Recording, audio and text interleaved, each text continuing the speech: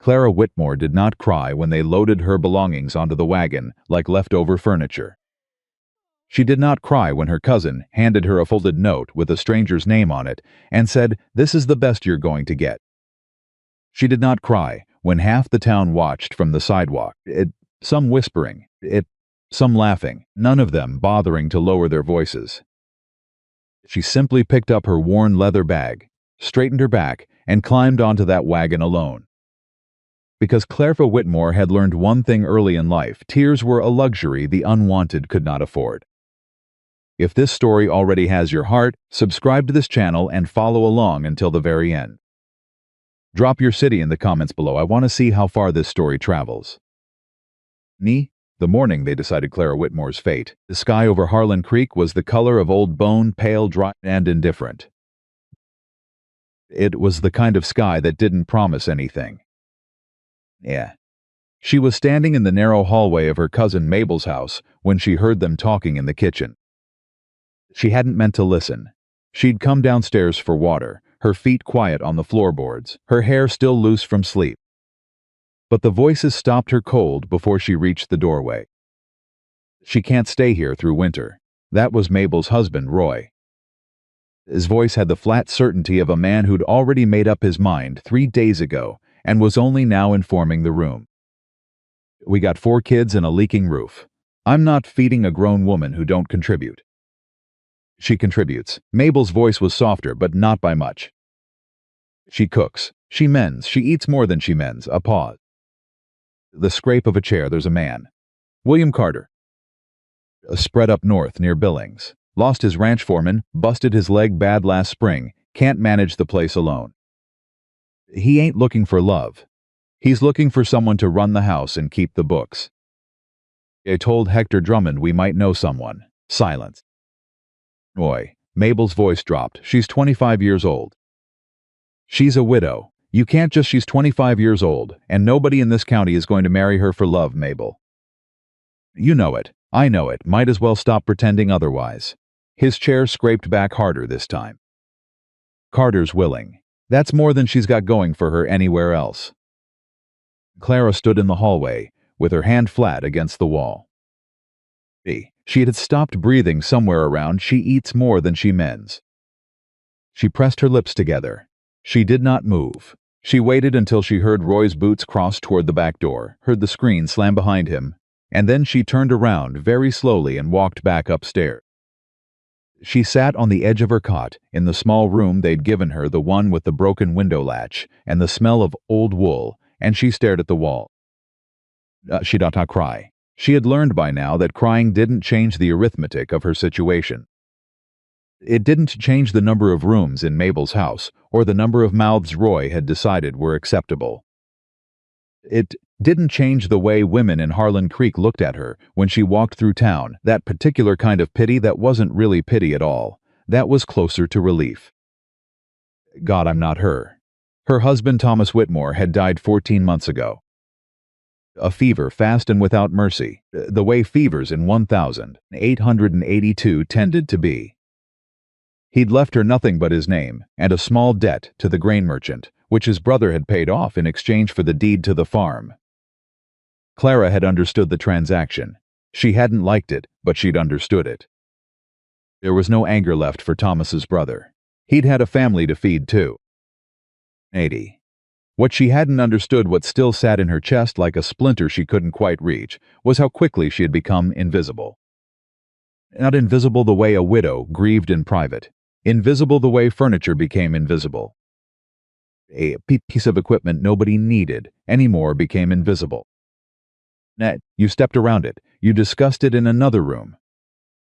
You made arrangements for its disposal without asking it how it felt about being disposed of. She was 25 years old. She was, by every account she'd ever been given, too large. Too much in the places that women in 1882 were supposed to be small and contained. She had a wide face and wide hips and hands that were strong from years of farm work, and she had dark brown hair that was thick and difficult, and she was not, by the standards of Harlan Creek, Montana Territory, the kind of woman a man looked at twice. Thomas had looked at her twice, but Thomas was gone. And now there was a man named William Carter who needed someone to run his house and keep his books. Clara sat on the cot for a long time. Then she stood up, smoothed her skirt, and went back downstairs. Roy was in the yard when she found him, mending a harness that didn't need mending as much as he needed something to do with his hands. "I heard you this morning," Clara said. He didn't flinch. She'd give him that. He turned around and looked at her with the expression of a man who had prepared himself for this conversation. "Then you know the situation. I know your version of it. My version is the only version that pays the bills around here." He set the harness over the fence post. "Look, Clara, I don't mean it cruel. William Carter is a decent man. Got land, he's got cattle. He's got a busted leg that ain't healed right, and he can't manage the place alone. It's a real offer, better than most. You told Hector Drummond I'd do it before you told me." It shifted in Roy's face, not guilt exact. More like the discomfort of a man who knows he's cut a corner. "I told Hector I'd ask. You didn't ask me. You decided." "Clara, does Mr. Carter know what he's agreeing to?" She kept her voice level. She'd practiced level. "Does he know my age, my circumstances?" She stopped. She would not say it. She would not name herself the way the town named her. "He know everything?" Roy looked at her steadily. "Hector told him you're a widow. 25. Good with a household. That's what a man needs to know." "That's not an answer." "It's the answer I've got." He picked up the harness again. "Drummond says Carter's coming through Harlan Creek next Thursday to look at some livestock. If you want to meet him, I'll arrange it. If not," he shrugged. The shrug said everything the words didn't. "If not, I don't know what to tell you." Clara looked at him for a long moment. She looked at the yard. She looked at the small house where Mabel was pretending not to watch from the kitchen window. "Arrange it," she said, and she walked back inside before any of them could see the shake in her hands. Came the way hard days always came ordinary on the surface. Like any other morning, the sun rising without ceremony, the roosters making their noise, the smell of coffee and wood smoke ordinary as breathing. Dressed carefully. Not because she believed careful dressing would change the outcome. She'd long given up on the idea that what she wore altered how people saw her.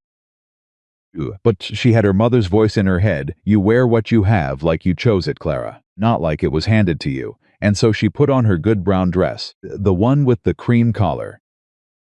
And she brushed her hair until it lay as smooth as it was going to lay, which was never very smooth, and she looked at herself in the small mirror above the washstand. She looked like herself. That had stopped being a comfort a long time ago. Meeting was arranged at Drummond's Feed and Supply, on the pretense of Clara helping Mabel pick up an order. The kind of pretense that fooled no one but gave everyone plausible deniability. She was standing near the counter, pretending to examine a bolt of cotton she had no intention of buying, when the door opened and William Carter walked in. She recognized him before Drummond introduced them, which wasn't difficult, because he was the only man in Harlan Creek she didn't know, and because he walked even with the cane. Even with the slight drag of his right leg, like a man who was accustomed to owning the space he occupied. He was taller than she'd expected, wide through the shoulders in a way that was functional rather than decorative. Dark hair going gray at the temples, the kind of gray that happened early in men who worked hard and slept little. A jaw that looked like it had been set firm so long it had forgotten how to relax. Eyes that were a particular shade between blue and gray, the color of sky before rain. Looked at her. She looked back. The looking lasted exactly 3 seconds, which was 2 seconds longer than most men managed before they looked away. "Miss Whitmore," Drummond said, appearing at her elbow with the eagerness of a man who'd arranged something and wanted credit for it. "This here is William Carter. Bill, this is Clara Whitmore, Roy Hatch's cousin-in-law." "I mentioned." "Ma'am," Carter said. His voice was low. Measured. Like a man who didn't use words unless he'd decided they were necessary. "Mr. Carter," Clara said. Drummond looked between them with the expression of a man hoping for a warmer reception. "I'll just let you two get acquainted then." He retreated toward the back of the store with transparent relief. The two of them stood in the quiet. Clara was used to silences that were weapons, the silences people used when they looked at her and were deciding how to manage their discomfort. She had learned to wait those out. She waited this one out too. "Hector says you ran a farm," Carter said finally. "My husband's passed." "What kind?" "Mixed, some cattle, mostly crops, wheat, kitchen garden." She watched his face for the usual signs, the polite glaze, the eyes sliding sideways, but he was still looking at her directly. "I kept the books, managed the household accounts.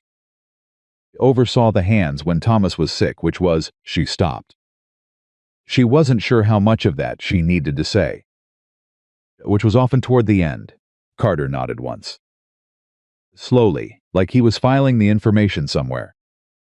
"My place is about 40 miles north of Billings," he said. 800 acres. Main house needs work. I've got 6 ranch hands left, used to have 10. Lost 3 to better wages in Billings and 1 to a poker debt that went sideways." He said this last part without particular judgment, just information. "I can't ride like I used to." He glanced down briefly and then back up. "Yeah." Something crossed his face that was quick and tightly controlled. "The leg's a limitation. I need someone who can manage the domestic side of the operation and keep track of what the men are spending and what the cattle are bringing in." "And in exchange?" Clara asked. He looked at her. There was something in the looking that was not warm, exactly. Attentive. Like he was listening to a question most people didn't think to ask.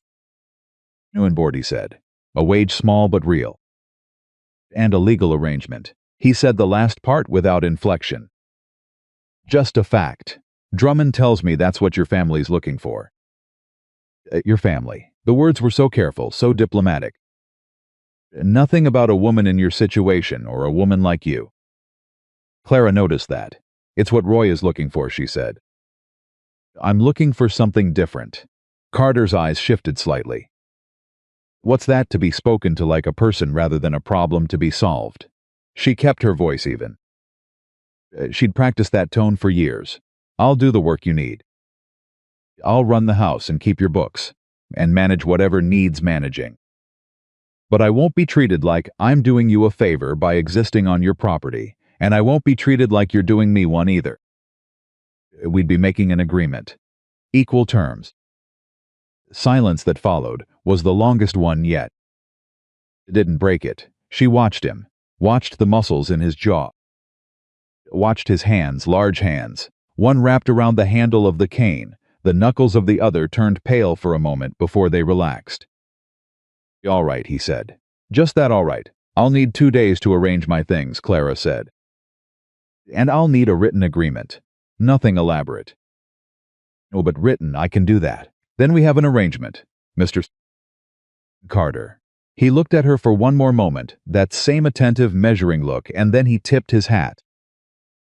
Slightly. The way a man tips his hat when he means it, rather than when he's doing it for show. "Carter," he said. "Just Carter. Nobody calls me William except the bank."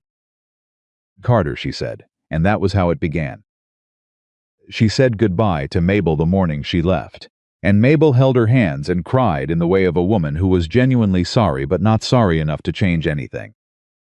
Clara did not say this. She held Mabel's hands back and said she'd write when she was settled, and she meant it because she did not believe in cutting people off for failing to be braver than they were. Roy loaded her trunk onto the wagon without ceremony.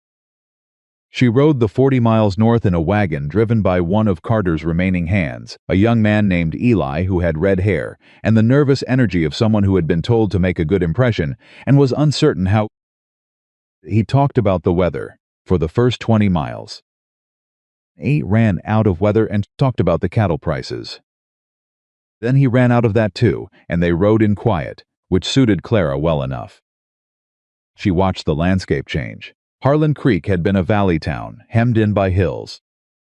The land north of Billings opened up in a way that felt almost violent after the smallness she'd been living in, the sky going wide and relentless, the grass long and gold in the late summer heat, the mountains sitting blue and enormous in the distance. It was not comfortable. It was too large for comfortable. It was honest, she thought. The West didn't pretend to be smaller than it was. Neater, the Carter Ranch announced itself first by a broken fence line, a long stretch of it, the post leaning, wire sagging, and then by a gate with Carter burned into the wood above it, the letters still bold, even if the gate itself needed rehinging. By the house. The house was large, larger than she'd expected. 2 stories, stone foundation, wide porch running the length of the front. It had been, once, clearly a house that someone had built with pride. It looked now like a house that had been winning a slow argument with neglect for about 2 years. The porch boards needed replacing. Several shutters hung crooked.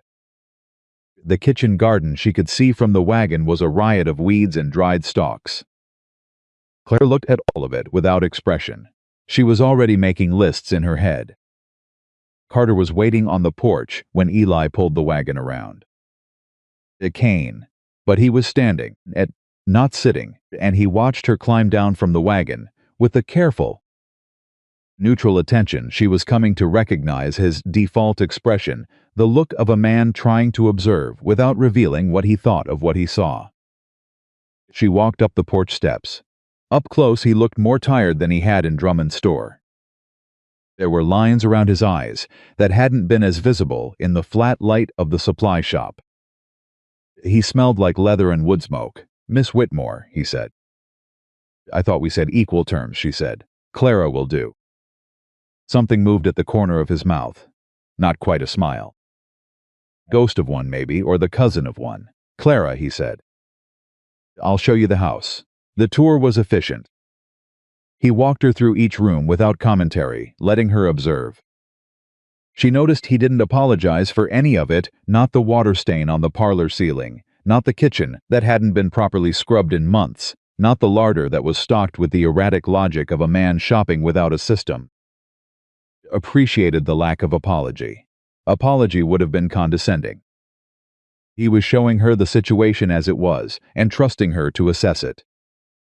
She assessed it. "How long since you had a housekeeper?" she asked, standing in the kitchen. "No, months, about. Margaret, she was the wife of my old foreman. When he left, she left with him. And before that? Before that, my wife managed the house." He said it the way he said everything, level, without drama, but she heard the slight adjustment in his voice. The place where something had been and wasn't anymore. East. It wasn't the moment. "The larder needs reorganizing," she said instead. "And I'll need to do an inventory before I can tell you what's missing. The kitchen garden is salvageable, some of it.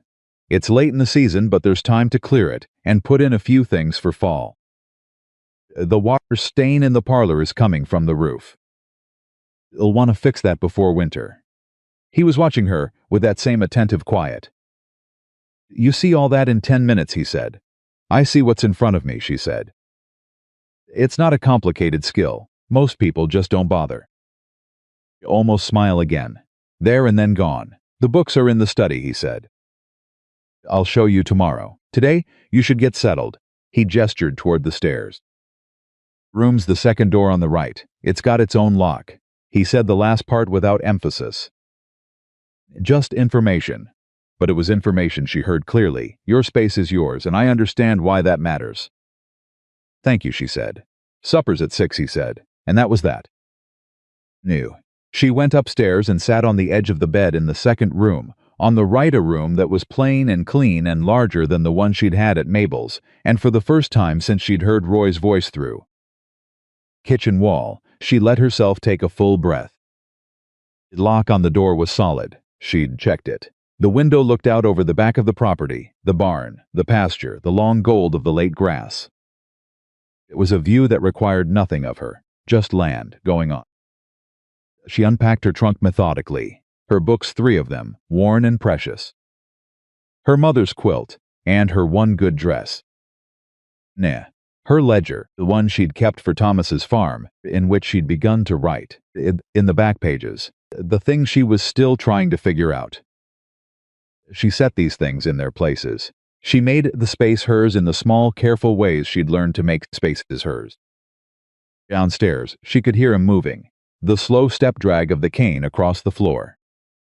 Napping. Starting again, she pulled out her ledger and opened it to a fresh page. Arter Ranch, she wrote. August 1882. 12 months without order.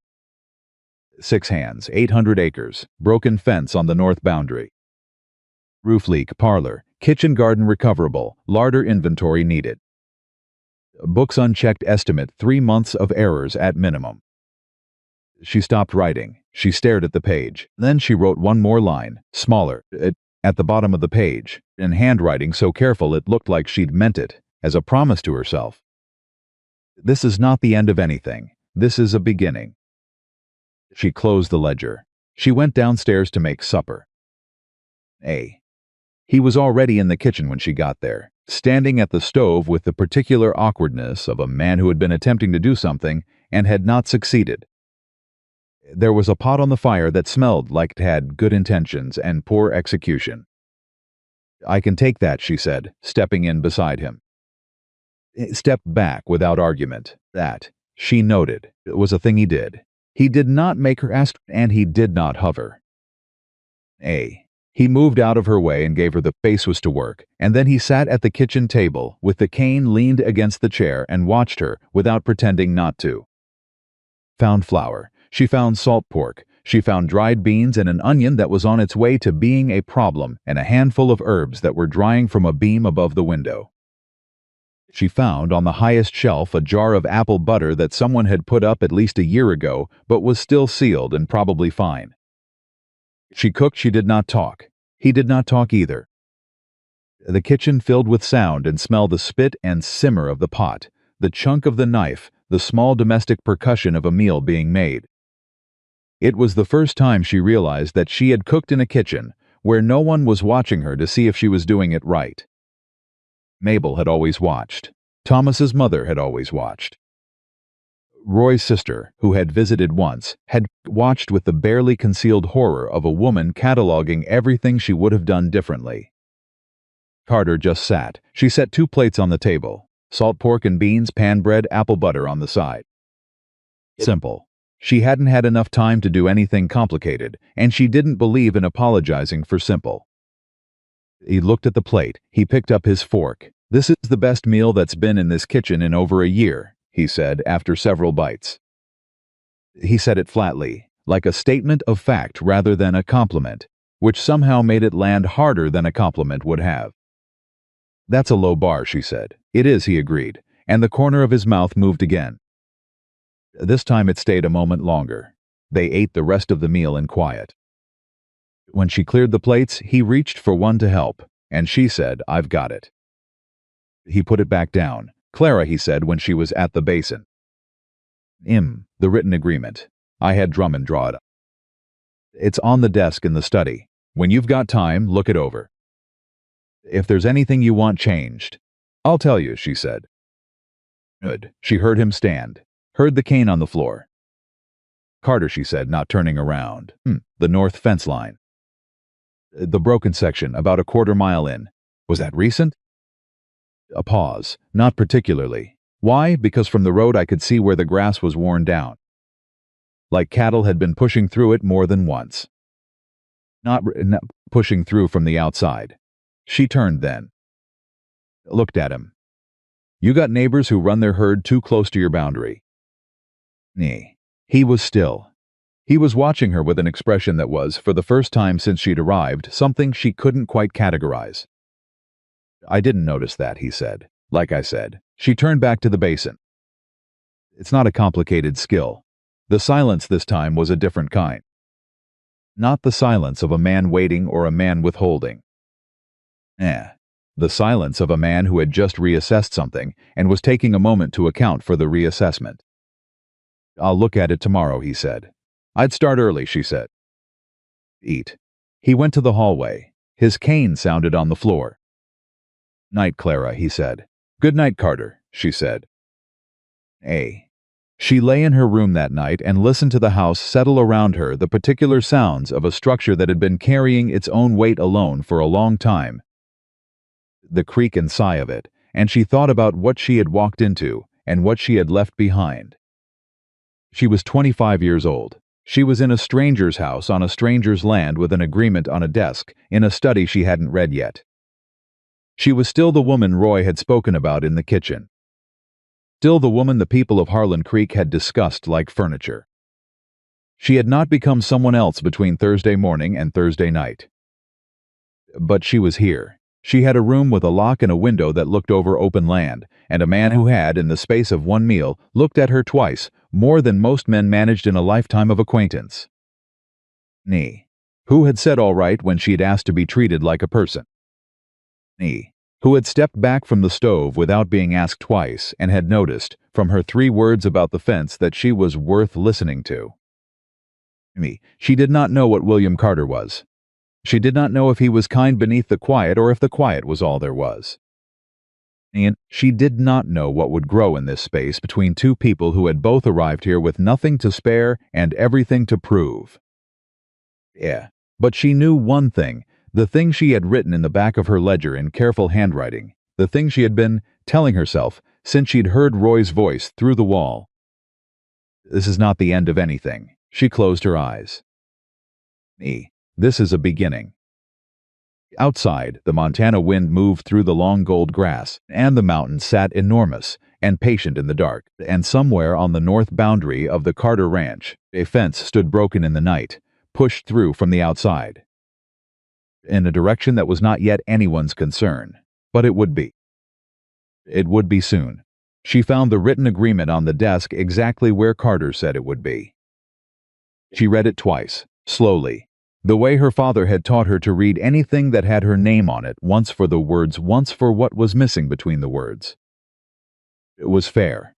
That surprised her more than anything else about the document. She had prepared herself for something clinical, something that leaned on her desperation, the way a man leaned on a fence post easy, without thinking about the weight. Instead, the agreement was plain and specific, a wage small but stated clearly. Her own room, her own authority over the domestic management of the property. A 6-month review, at which point either party could renegotiate. Either party. She set the document down on the desk. She picked up the pen he'd left there, initialed every page the way her father had taught her, bottom, signed the bottom, and left it where he'd find it. She went to the kitchen and started the inventory. It took her most of the morning. She went through every shelf, every crate, every sack and jar and tin, and she wrote everything down in the back pages of her ledger, in her careful hand. When she was done, she had 3 columns: what was adequate, what was low, and what was missing entirely. The middle column was the longest. The last column was longer than she'd hoped. She was still writing when she heard the back door and the sound of the cane.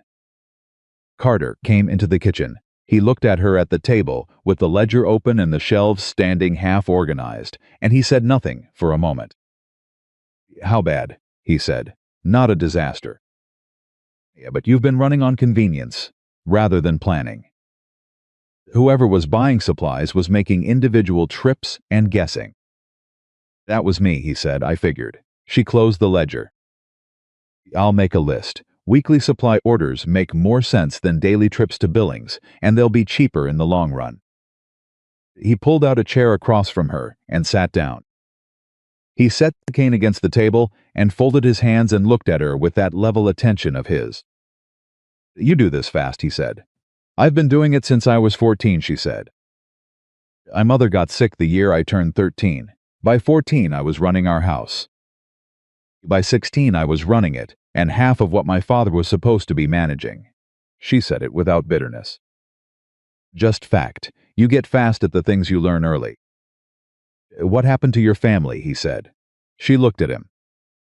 He was asking with the same directness he brought to everything, no elaborate social preamble, no pretending the question hadn't occurred to him. She found she didn't mind it. "Mother died when I was 17. Held on until I was 22. Then I married Thomas and we had 3 good years before the fever took him." She paused. "That's the short version. Is there a long version?" "There's always a long version," she said. "But I'm not sure you've earned it yet."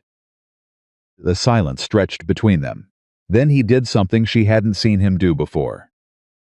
He laughed, Not loud, it was a short, quiet sound, contained the way all his expressions were contained, but it was unmistakably a laugh. And it changed his face entirely. For 3 seconds he looked like someone 10 years younger, someone who had not spent the last 12 months getting smaller. Yeah. Fair enough, he said. She looked down at her ledger so she didn't have to figure out what to do with the fact that the sound had surprised something loosened in her chest. I'll have a supply list ready by tomorrow, she said. And I want to look at the books this afternoon if you're willing. After lunch, he said. And he stood and took his cane and left the kitchen, and that was the morning. The books were a controlled catastrophe. She sat in the study with Carter across the desk from her, and she went through 12 months of account ledgers without saying anything for the first 40 minutes. He sat and watched and did not try to explain himself, which was the right instinct. Explaining would have made it worse. When she finally looked up, he was watching her with the expression of a man waiting for a verdict he already knew wasn't good. You've been underpaying yourself, she said. He blinked. That clearly was not what he'd expected her to open with. You've been drawing what looks like a foreman's wage from your own operation, she continued. Your cattle sales are being recorded, but your operating costs are scattered across 3 different ledgers with no consistent method. I can't tell, from what's here, whether you turned a profit last quarter or not. I don't think you know either. I don't, he admitted. How long has it been since someone managed these properly? He looked at a spot somewhere past her shoulder. Josephine, my wife, she handled the accounts. When did she leave? A pause. Not long, but waited. He didn't ask why. Not yet. She returned her eyes to the ledger. I'll need 2 weeks to reconstruct a proper picture of where you stand. Some of these entries, she stopped, chose her words. Some of these entries don't add up the way they should. What do you mean? I mean the numbers you recorded for the September and October cattle sales last year don't match what a herd of that size should have brought at market. The deficit isn't enormous, but it's there. She looked at him directly.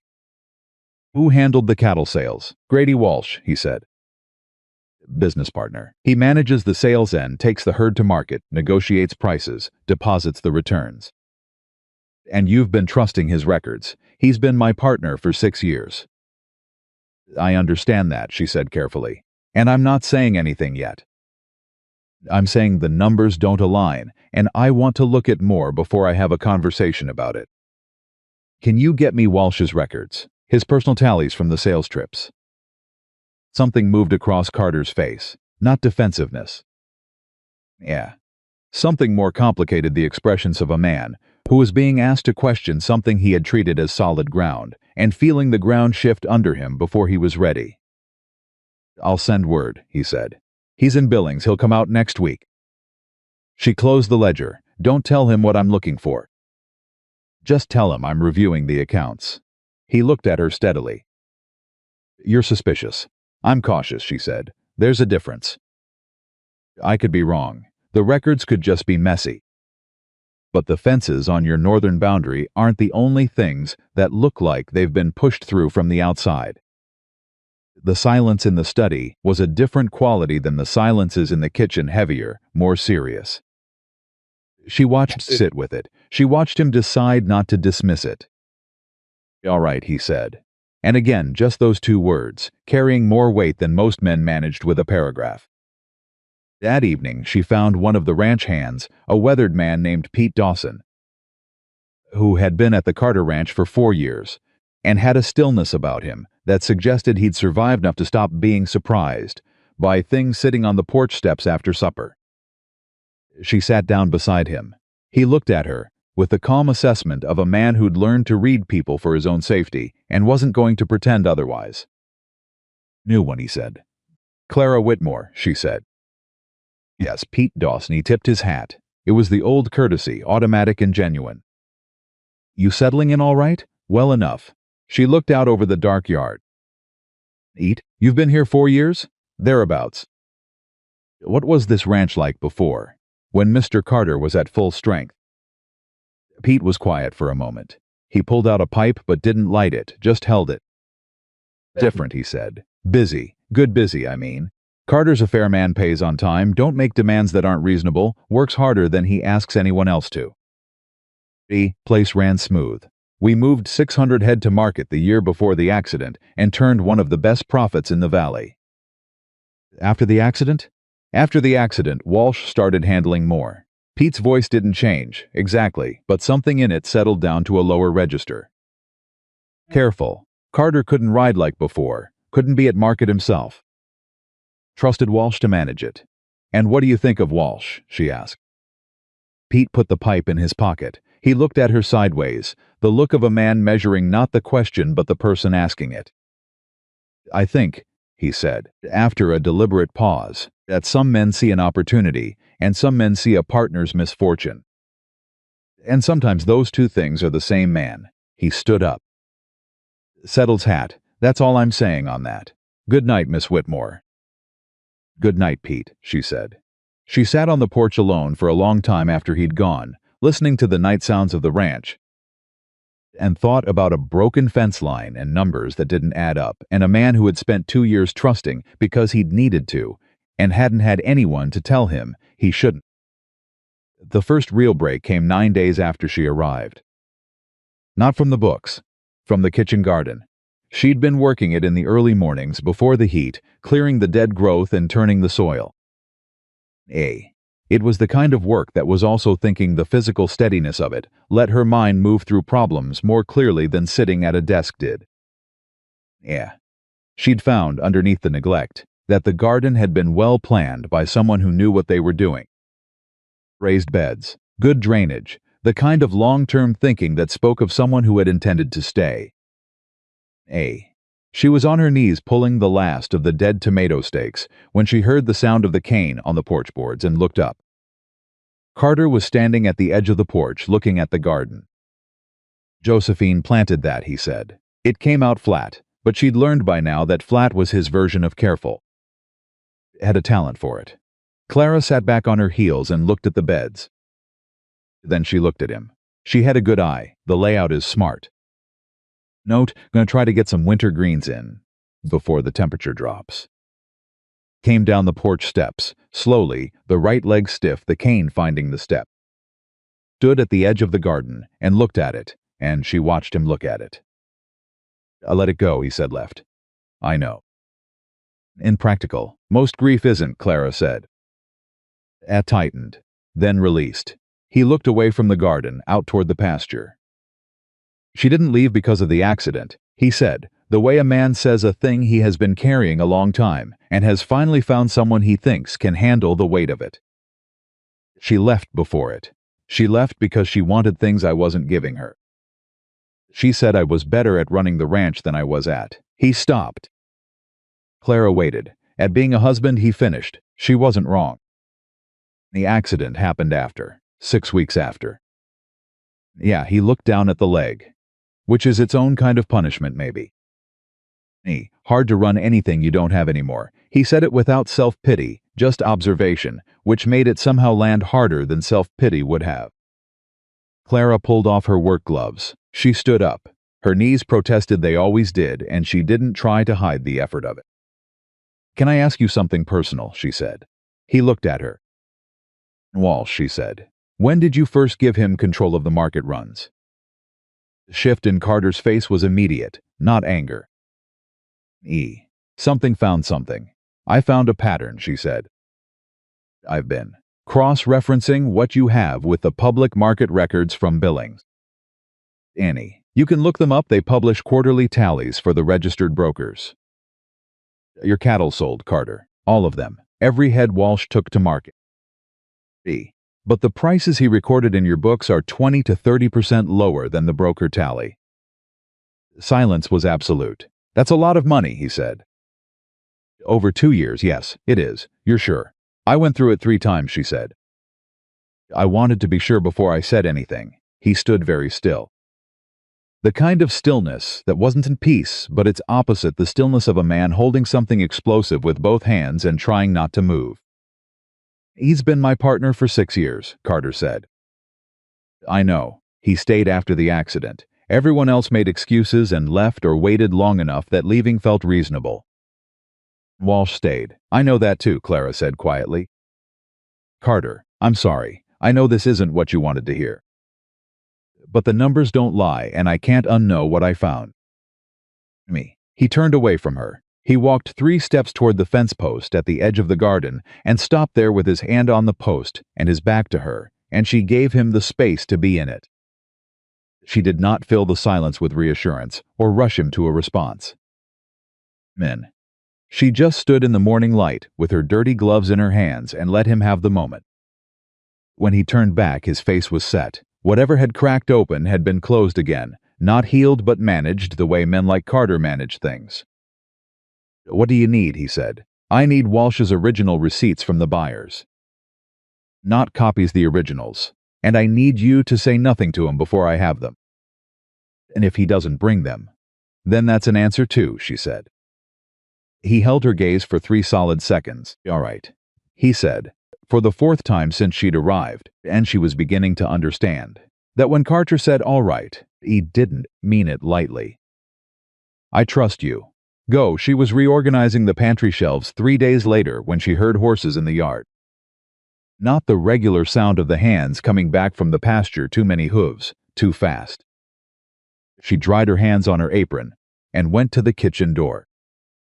There were 3 men in the yard. 2 she didn't know, big men, trail dirty, with the look of hired weight rather than working cowboys. The 3rd was a man she knew by description before introduction.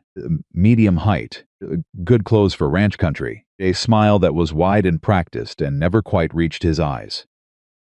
Grady Walsh. He'd come 3 days early. She stepped out onto the porch.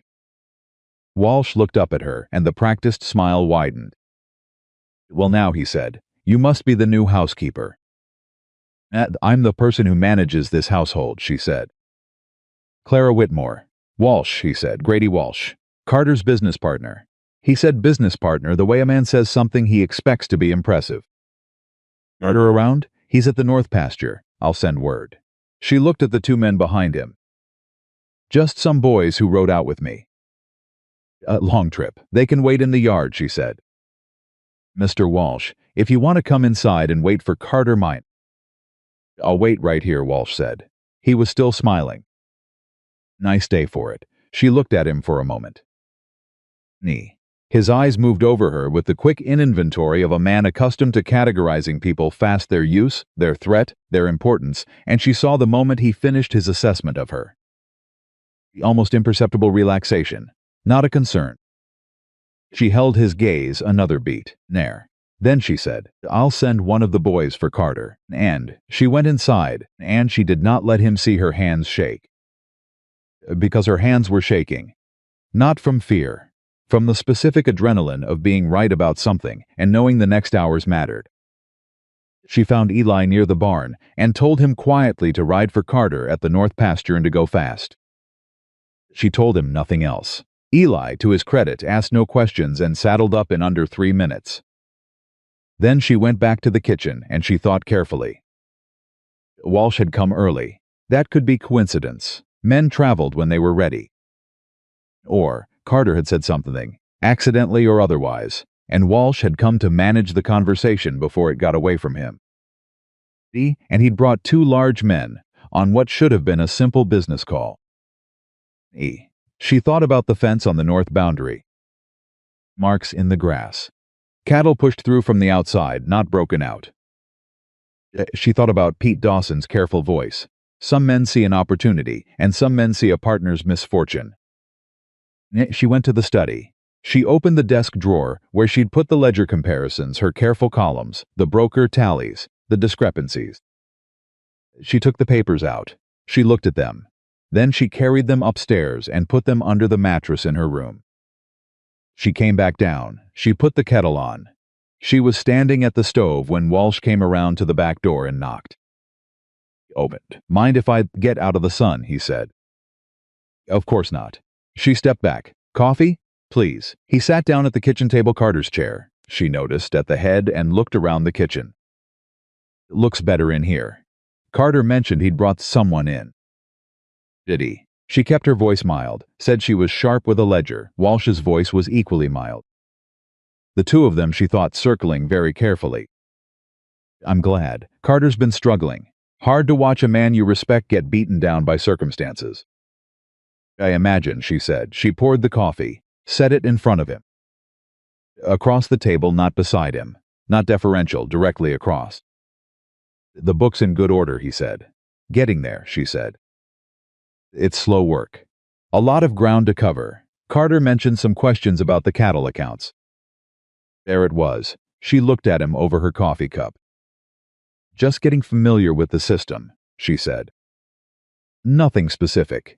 You know how it is when you inherit someone else's method. Answell nodded, happy to answer any questions. Transparency is everything in a partnership. Of course, she said. The back door opened. Carter came in. He'd ridden hard, she could see it in the tension of his jaw, the slightly too quick way he'd come through the door. He looked at Walsh. He looked at Clara. He looked at Walsh again.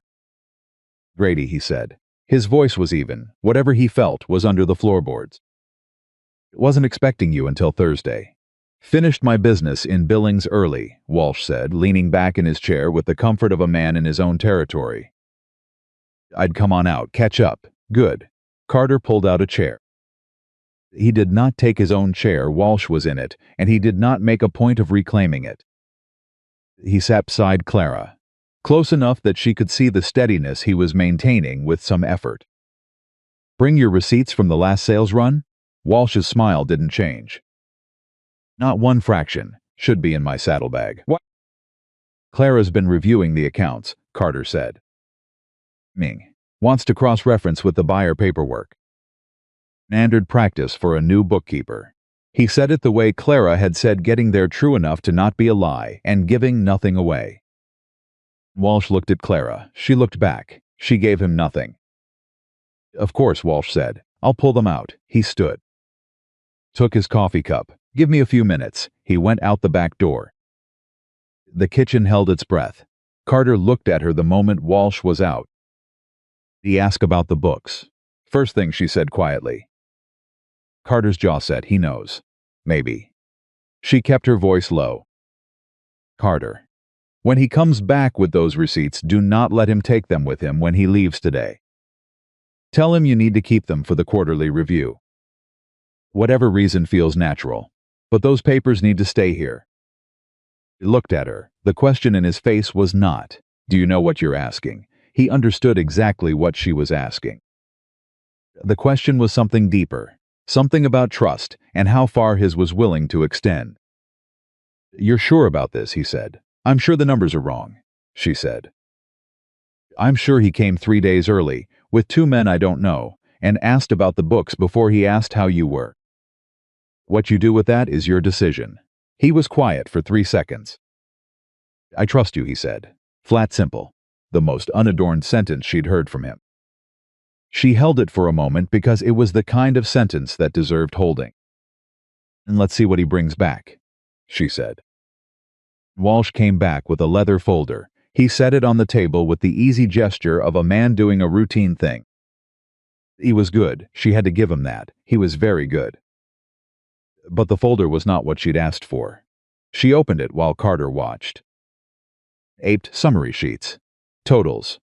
Neat columns. The kind of document you produced when you had time to produce it, when you'd known you were going to be asked. B. Not the original handwritten buyer receipts. These are summaries, she said. That's what I keep, Walsh said pleasantly. The originals go to the buyer's brokers. That's standard. The brokers keep copies, she said. The seller keeps originals. The smile stayed. Maybe that was the old system. I've been simplifying where I can. She looked at Carter. Carter looked at Walsh. Grady, Carter said, you've been my partner 6 years. I need the original receipts. For the first time, something shifted in Walsh's face. Not much. Carter, I need the originals, Carter said again. Quieter this time, which was somehow harder than loud. Walsh set down his coffee cup. He looked at Clara with an expression that had finally dropped the pleasantness, not hostile, not yet, but assessing in a different way than before. The way a man reassesses when the person he'd dismissed turns out to be a wall. The girl's been in your house 2 weeks, Walsh said. You're going to let her run your partnership? Clara, Carter said, has been reviewing my accounts. She found discrepancies. I asked you to bring the receipts. He kept his voice level. Carefully, deliberately level, so I'm asking again. There are no discrepancies, Walsh said. Then show me the receipts and we'll all feel better, Carter said. The silence in the kitchen was a different animal than the comfortable silences she'd grown used to in this house. It had teeth. Walsh looked at her. She met his eyes and did not look away and did not move. I don't have them with me, Walsh said finally. Then you'll need to go back to Billings and get them, Carter said. And come back with them, Carter. Walsh's voice dropped. It had a new quality now, not anger, but pressure. The pressure of a man who was trying to redirect, without appearing to redirect. I've been managing your operation for 2 years. Everything I've done has been to protect this ranch while you recovered. You're going to trust that over a woman who's been here 2 weeks and has no idea how things work out here. Clara, Carter said, can you give us a few minutes? She stood up. She took her coffee cup. She went toward the hall. She stopped in the doorway. Mr. Walsh, she said, without turning around. The Billings Market broker publishes quarterly records. They're public documents. Anyone can read them. She paused. Including me. She went into the hallway. She stood very still and listened to the silence in the kitchen. Then she heard Carter's voice, low and clear and carrying through the door, as though he'd wanted her to hear it. You've got until Friday, he said. Bring the originals or our partnership is done. Walked upstairs. She sat on the edge of her bed. Her hands were no longer shaking. She thought about the way Pete Dawson had said some men's an opportunity. She thought about the fence line pushed through from the outside. She thought about months of quiet erosion, a number lowered here, a receipt not quite matching there. The slow and patient theft that was only possible because the man being stolen from had been too hurt to look closely. She thought about Carter's voice just now. I trust you. She opened her ledger to the page she'd started on her first night here. She wrote, Day 14. The shape of the problem is clearer now. What's in the fence is still coming. She closed the ledger. Below her, she could hear Walsh's voice rising slightly, then Carter's voice dropping to meet it, as steady as a wall. She could not make out words anymore, just the cadence of a confrontation that had been coming for 2 years and was finally, at this late and necessary hour, arriving. She sat with her hands folded in her lap and waited. Not because there was nothing she could do, but because she had done the part that was hers to do. Rest was his. Walsh left before supper. She heard the horses go and another 10 minutes before she came back downstairs. Carter was in the study when she found him, standing at the window with his back to the door. She stood in the doorway. He admitted nothing, Carter said without turning. But he didn't deny it either. He said the numbers were a misunderstanding of the system, and that he'd bring the documentation. Don't, she said. No. Carter's voice was quiet. No, I don't think he will either. A pause. His men were looking at the barn when they rode out. Taking stock. She felt it then, a chill that had nothing to do with the evening air. You think he'll come back before Friday? I think Grady Walsh has had 2 years to learn every inch of this property, Carter said. And I think he's been planning for the possibility that someone would eventually look at the numbers. He turned then. He looked at her with an expression she hadn't seen from him before, not the guarded quiet, not the careful nothing, but something open. Awe at the edges, the look of a man who had had the ground pulled out from under him twice in 2 years and was still, somehow, standing.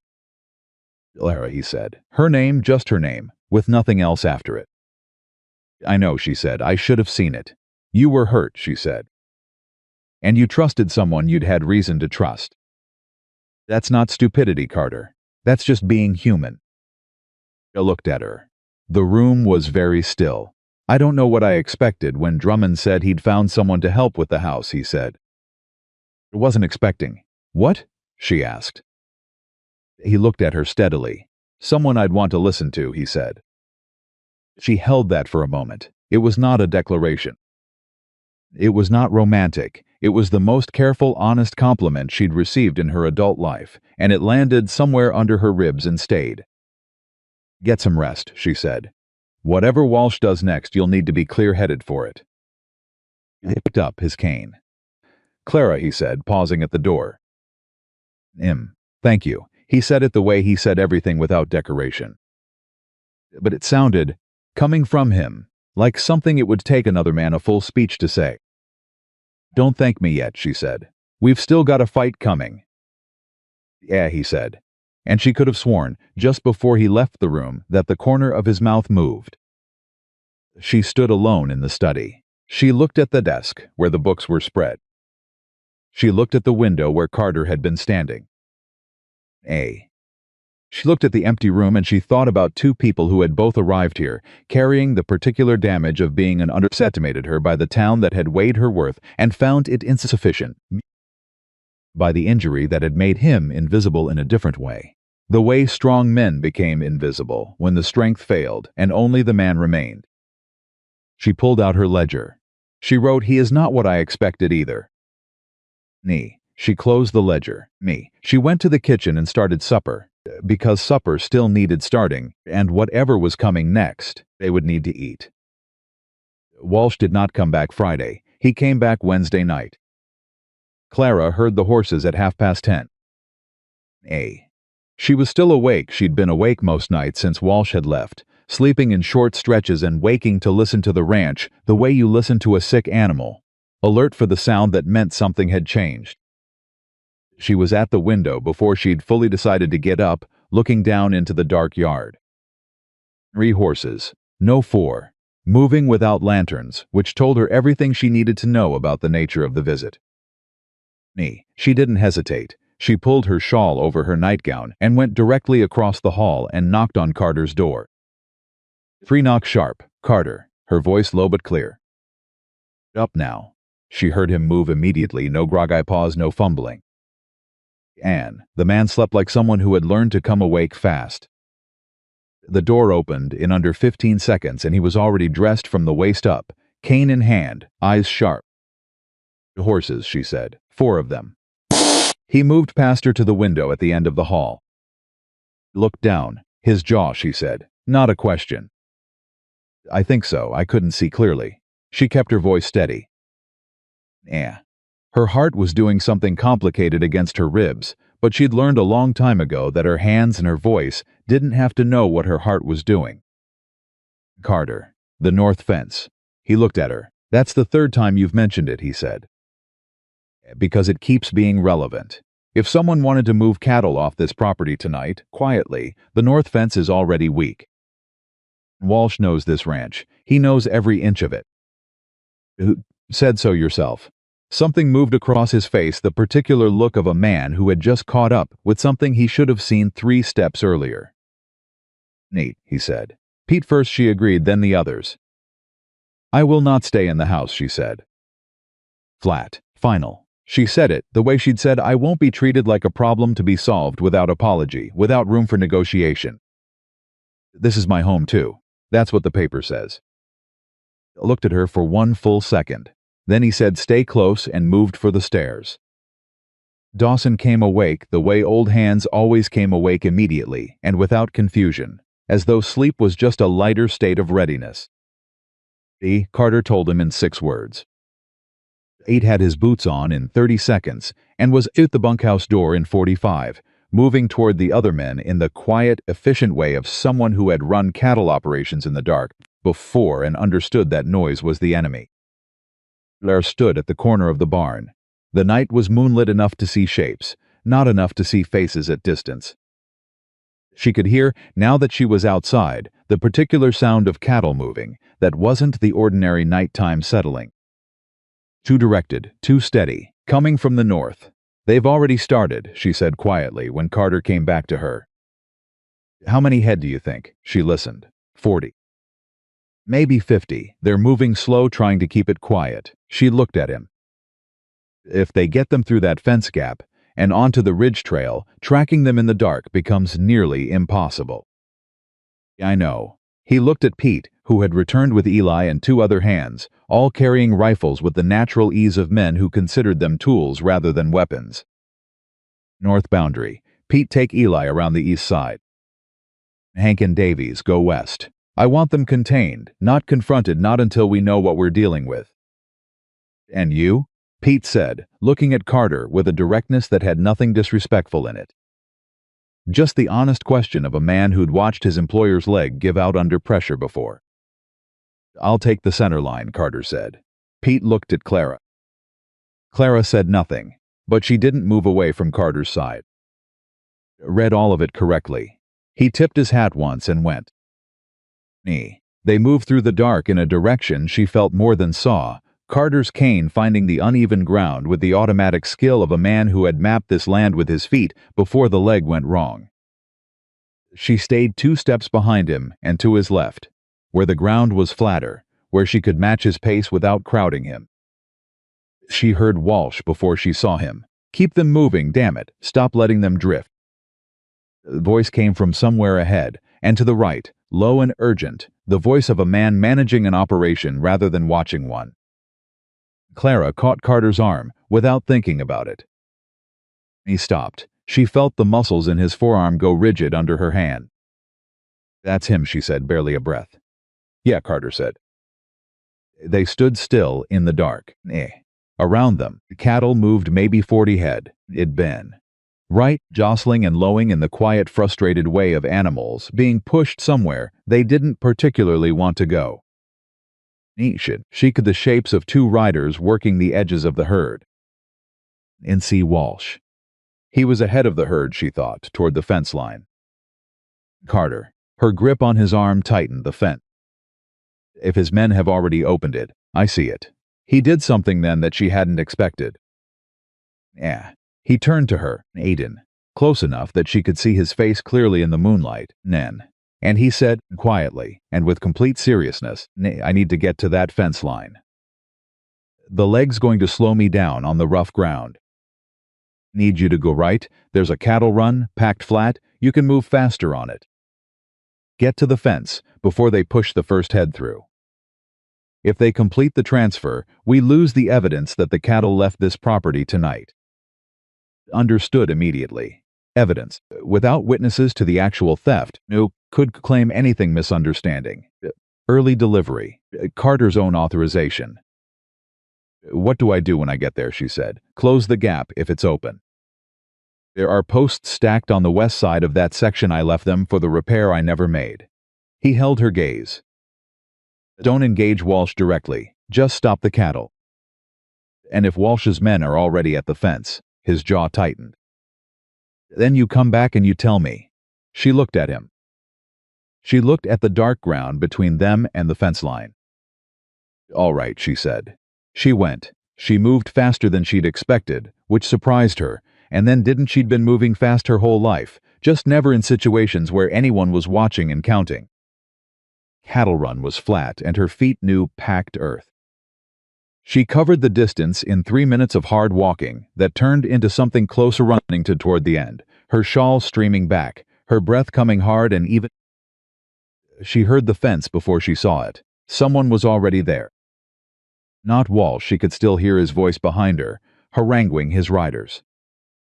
But one of his men, a big shape in the dark, was pulling at the fence posts with the methodical efficiency of a man who'd been told exactly what to do, and was doing it. The gap was half open. Clara stopped. Her heart was a fist hitting a wall, over and over. She looked at the man. She looked at the gap. She looked at the stack of fence posts Carter had mentioned, 4 feet to her left. She made a decision. She picked up the heaviest post she could manage. It was not elegant. She was not pretending it was elegant. It was a solid piece of cut timber, and it weighed what it weighed, and she walked to the gap and dropped it into the bracket on the near side. Man looked up. She picked up a second post. Hey, he said. What are you? She dropped the second post into place. He stood up fully. He was a large man. She was a large woman, and she had spent enough years being described primarily by her size that she'd been made a quiet decision years ago to be useful in that size rather than ashamed of it. Did not step back. "This fence stays closed," she said. He stared at her. She could see him processing the situation, a woman in a nightgown and shawl, hands on a fence post, completely blocking his access to the gap he'd just spent 10 minutes creating. Calculation on his face was almost visible. "How seriously do I take this?" "Lady," he said, "you need to step aside." "I don't, actually," she said. Her voice was steady. She was faintly amazed by how steady it was. Is Carter's fence on Carter's property, and those are Carter's cattle. You've got about 2 minutes before Carter himself arrives with 4 armed ranch hands. And what you've done here tonight looks a lot better as a misunderstanding than as a witness theft." He took a step toward her. She did not move. "I'm giving you information," she said. "What you do with it is your business." The man stopped. Behind her, she heard Carter's voice in the dark, not close, but coming. Pete's voice answering. The sound of boots on hard ground, more than 2 sets. She watched the man in front of her do the arithmetic. He backed up 2 steps. Then he turned and walked fast into the dark, and he didn't come back. Clara let out a breath. So long it felt like she'd been holding it since Wednesday. She put her hand on the fence post and stood there for a moment, just breathing, and let her heart do what it needed to do. Carter arrived 3 minutes later, with Pete and Eli behind him. He took in the scene in one sweep. The fence closed, Clara standing at it. Cattle milling but contained, and she watched something move through his face that was complicated and fast and resolved itself into the careful nothing he usually wore, except not quite. Me. There was something remaining in his expression that the nothing didn't fully cover. "You closed it," he said. "Your posts were right there," she said. As though it had been a minor household task, she could feel her hands shaking now that the moment had passed and she'd given them permission. "Man ran. He'll tell Walsh." She straightened. "Walsh is still with the herd. He was 30 yards back last I heard."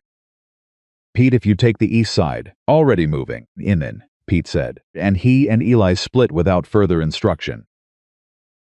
Carter stood in front of her. He was looking at her the way he'd looked at the kitchen, the first night she'd cooked supper, the particular attention of a man who had expected one thing and received another entirely.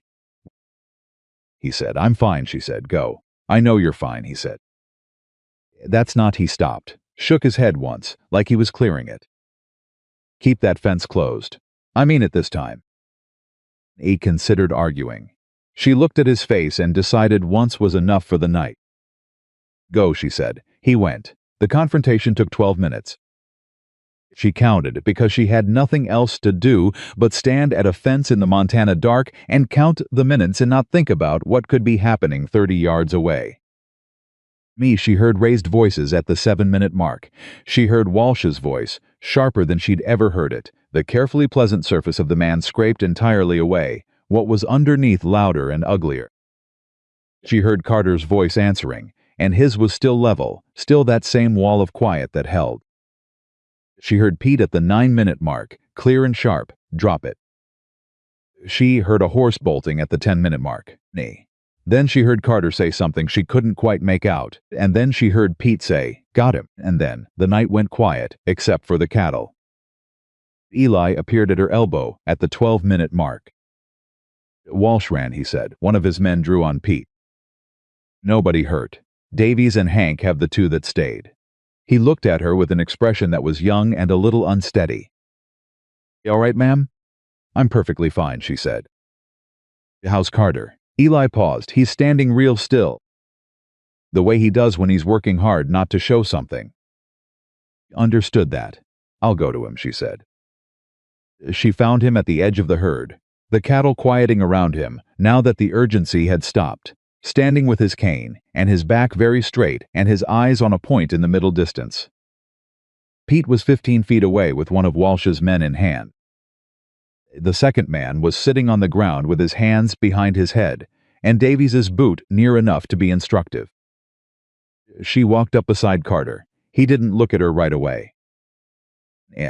He was still looking at that middle distance point, and she could see Now that she was close, the tension in his jaw and the particular pallor under his tan that told her he was managing something.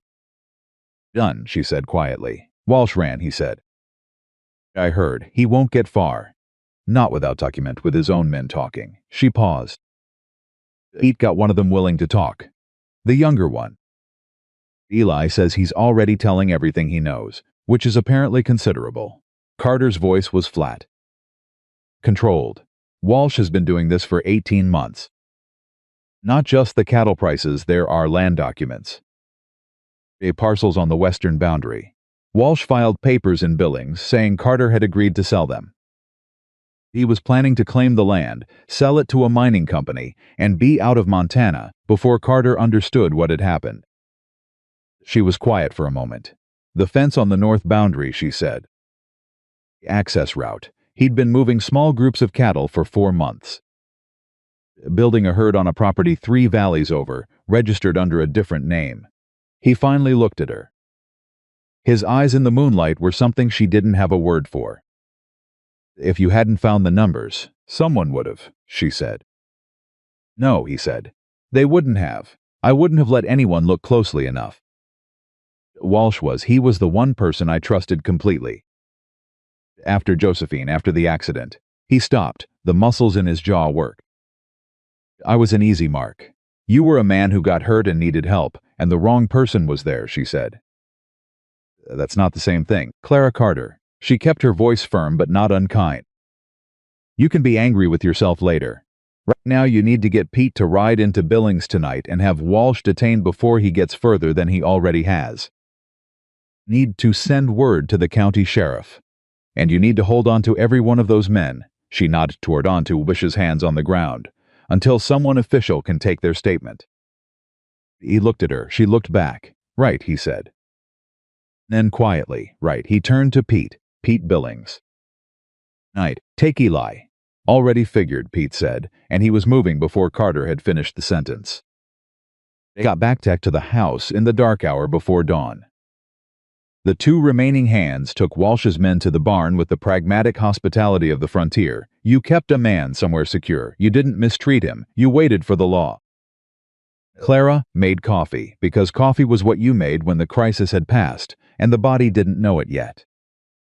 Carter sat at the kitchen table. She put a cup in front of him and sat across from him, and they were quiet for a while, with the particular quiet of people who had been through something together and were still accounting for all their pieces. "I owe you more than I can calculate," Carter said. "You don't owe me anything," she said. "I was doing what we agreed I'd do. Managing this household, keeping these books." She wrapped both hands around her own cup. "The cattle are still on this property. The fence is closed. By morning Pete will have Walsh in front of a magistrate. Ranch is intact, Carter. That's what matters. Stopped a man twice your size from opening that fence," he said. "In the dark. I had a fence post," she said. "Clara." His voice had something in it she hadn't heard before, something stripped down, without the careful management he usually applied to himself. Eating it small, she looked at him. "All right," she said. I was frightened and I did it anyway, and it worked and I'm glad." She held his gaze. "Me?" "Yes," he said. "That's better." Kitchen was very quiet around them. The fire was low. Coffee was warm. "Can I ask you something?" she said. The land documents Walsh filed, the western parcels. She had been thinking about this since Eli had relayed what Walsh's man had said. "When were they filed?" Carter frowned. "Walsh said around October of last year. Which is 8 months after your accident." She kept her voice careful. "Walsh didn't stay after your accident because he was loyal. He stayed because the accident gave him the opening. You were hurt, you were distracted. You trusted him more, not less, because he was there when others left." She paused. "He planned it. He waited for something like your accident, and when it came he used it." Silence that fell was the heaviest of the night. She watched Carter sit with it. She watched him take the shape of it and turn it in his mind, find the place where it fit with everything else. It was, she knew, the worst part of the whole thing, not the money, not the cattle, But this. The understanding that the loyalty he'd believed in had been a calculation. That the man who'd stayed had stayed for reasons that had nothing to do with friendship. Josephine knew, Carter said quietly. She told me before she left. She told me she didn't trust Walsh. It said something in him that sat wrong. His jaw tightened. I told her she was imagining it, that she didn't understand business partnerships. He was quiet for a moment. That was the last real fight we had, before she decided she was done. Claire absorbed this. Is that why she left? She asked. Carefully. Because you didn't listen? That was part of it. He looked at his hands. There were other reasons. But that was the one that he stopped. She said I only listened to people I'd already decided were worth listening to. I'd decided she wasn't. Not about business. And now you've got a woman in your house who found what Josephine tried to tell you, Clara said. She said it gently, but she said it. Because it was true and he was a man who could handle truth. He looked at her. And she saw something in his face then, not shame exactly, but the openness of a man who had stopped trying to close a door he'd been holding shut for a long time. Yeah, he said. I do. What are you going to do with that? She asked. He was quiet for a long time. Long enough that the fire settled and the first gray suggestion of morning appeared at the kitchen window. I'm going to listen better, he said. It was not a grand declaration. It was 4 words, but coming from Carter, 4 words was a speech. A. The sheriff arrived from Billings the following afternoon, a broad, unhurried man named Aldrich, who had the manner of someone who had seen enough in 20 years of frontier law that very little surprised him anymore. He took statements. He took Walsh's 2 remaining men into official custody. He took Clara's account ledger, the one with the carefully documented discrepancies, and spent 40 minutes reviewing it at the kitchen table, with the reading glasses he pulled from his vest pocket and the slow, thorough attention of a man who understood that paper was harder to argue with than testimony. You put this together yourself, he said, looking at Clara over the glasses. She said, You got training in accounting? I got training in survival, she said, which includes knowing where the money is and where it's going. Aldrich looked at her for a moment. Then he looked at Carter. Your wife? Yes, Carter said. Clara did not correct him. Aldrich looked back at his documents. Walsh was picked up this morning in Billings.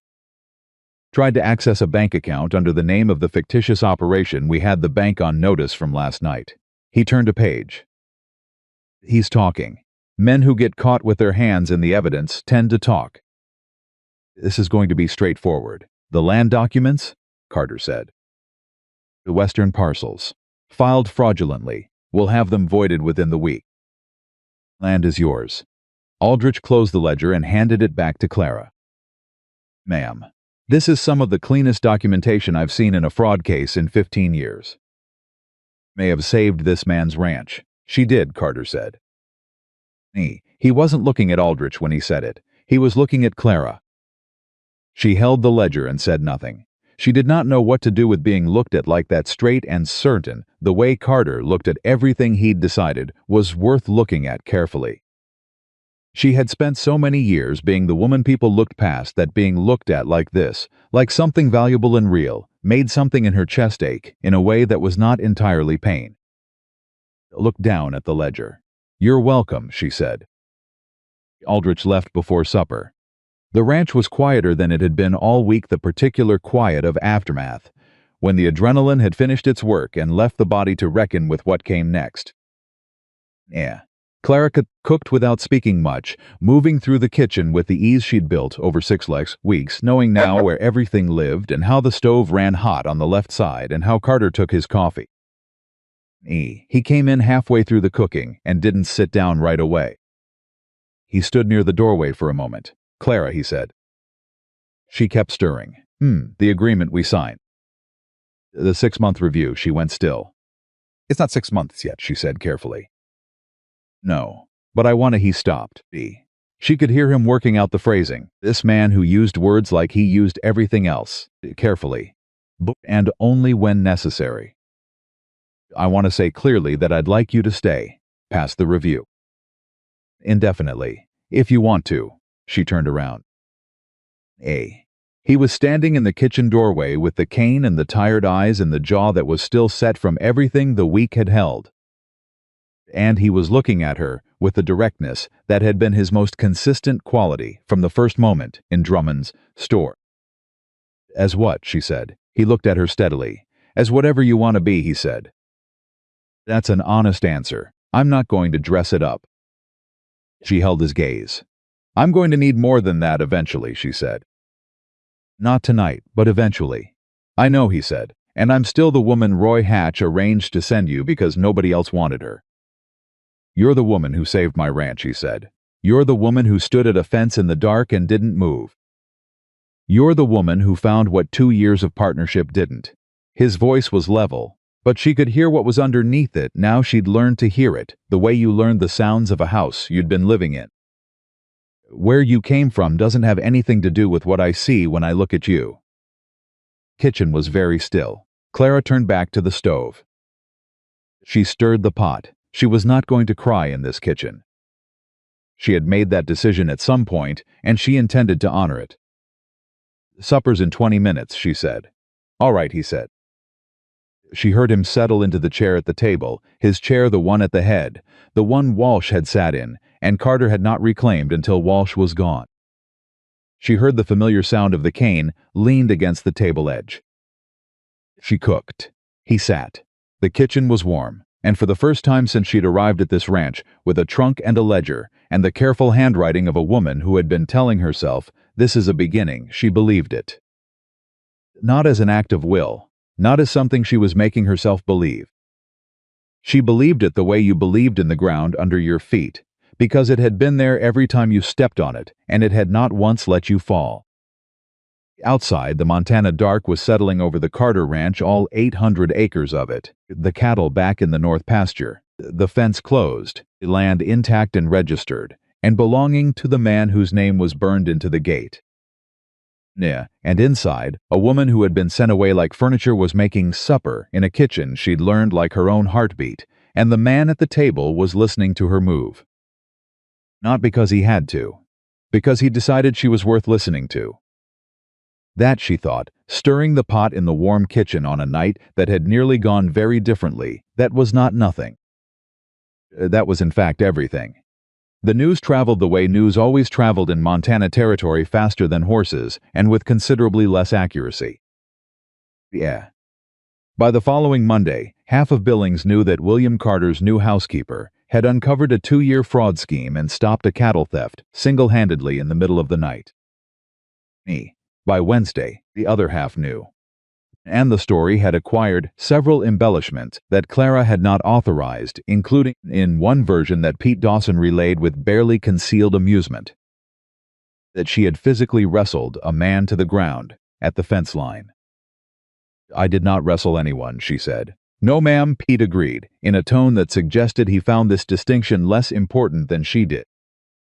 Edie. She was in the kitchen garden when she had this conversation, on her knees in the turned earth, putting in the wintergreens she'd promised herself 3 weeks ago. Her hands were dirty. Her back ached pleasantly. This was the particular satisfaction of physical work, the honest tiredness of it, the way it organized the mind while the body was occupied. Pete crouched at the garden edge. He was quiet for a moment. "Miss Whitmore, he's Clara," she said automatically. "Clara." He turned his hat in his hands. "The men want you to know what you did out there at the fence. We ain't going to forget it." She sat back on her heels and looked at him. Pete Dawson was not a man who spoke without purpose. She'd learned that in 6 weeks. "I was scared out of my wits," she said.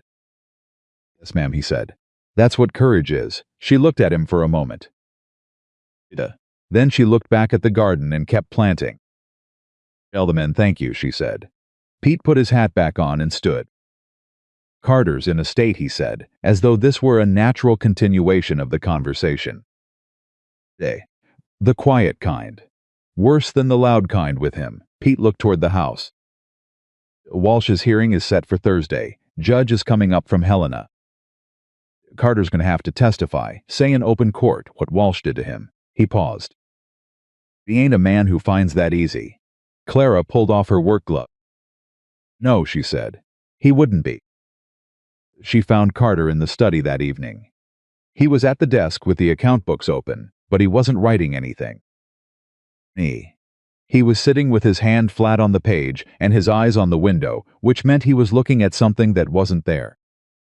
She knocked on the open door. He looked up. "Supper's ready," she said. "In a minute." She came in anyway. She sat in the chair across the desk, the one she'd occupied the afternoon she'd first laid out the discrepancy columns in front of him, the afternoon the ground had shifted under his feet. She folded her hands. "Pete says the hearing is Thursday," she said. "Yeah. Do you need me to come with you?" He looked at her sharply. "You don't have to, Carter." She kept her voice patient. "I know I don't have to. Do you need me to come?" He was quiet. She watched him work through the multiple layers of his own resistance, the part that said he should handle this alone, the part that said asking for help was admission of weakness, the part that had been running this ranch and this grief and this damage by himself for 2 years, and had gotten so accustomed to wait that he'd forgotten it was possible to put some of it down. "It would help," he said finally, "to have someone there who knows the full account of it." "I'll come," she said. "And Carter, what Walsh did isn't a humiliation. Being defrauded by someone you trusted isn't a reflection of your worth." "It was my ranch," he said. "My responsibility. I should have seen it." "You were recovering from an injury that nearly ended your ability to walk," she said. "You were managing 600 head, with a depleted crew, and a leg that didn't work, and a marriage that had just ended. The fact that you kept this operation alive at all during those 2 years." She stopped. "You don't give yourself any credit for that." He was looking at her. "Why do you do that?" "Do what?" "See things clearly." "About people." He wasn't challenging her. He was genuinely asking. "See? You've been here 6 weeks and you see things I've missed for years." "I grew up watching," she said simply. "When you're someone the world doesn't take seriously, you learn to observe carefully. It's the only currency you've got." Something moved across his face. "A slow, complicated thing. The world was wrong about you," he said. She held that for a moment. She stood up. "Supper," she said. Eat." He came. Thursday arrived gray and cold, the first real taste of the autumn that had been threatening for weeks. Carter dressed carefully. She noticed this without appearing to. The way she noticed most things about him now. Not in his ranch clothes, but in the good dark jacket that lived in the back of the wardrobe and had clearly been waiting for an occasion worth its dignity. He looked like what he was. A man who had built something from nothing and had it stolen from him by someone he called friend. He looked like a man who was going to walk into a courtroom in Billings and say so out loud. Clara wore her good brown dress, the one with the cream collar. The one she'd worn to meet him at Drummond's store. He saw her at the bottom of the stairs and stopped. "Look." He stopped. "The same as the day we met," he said. "At Drummond's." She studied him. "Is that a good thing?" "It is," he said. "Quiet. Certain. You looked like someone who wasn't going to let the room decide what she was worth." "I noticed that." She stood very still on the bottom step. "You never said that," she said. "No," he agreed. "I'm saying it now." Eli had the wagon ready. They rode the 40 miles to Billings in the cool morning with their breath-making small clouds and the mountains enormous and white-capped on the horizon, and they really talked, the way they had not quite managed in the busyness of the week since Walsh's arrest. He told her about building the ranch the first years, how he'd started with 200 acres and a handful of cattle, and the stubborn conviction that Montana Territory was the place a man could make something real if he worked hard enough. She told him about her mother's kitchen, the way her mother had managed an entire household on arithmetic and ingenuity, teaching Clara the domestic mathematics that had eventually saved his ranch from a man who'd counted on nobody looking too closely. "She sounds formidable," Carter said. "She was," Clara said. She also cried at every sunrise she ever saw. She smiled at the memory. She said beautiful things deserved acknowledgement. Carter was quiet for a moment. "My mother," he said, "was a practical woman. Didn't cry at sunrises. Cried once that I saw when our best horse died. She said she was crying at the waist. He paused. I think I got more of her than I'd like.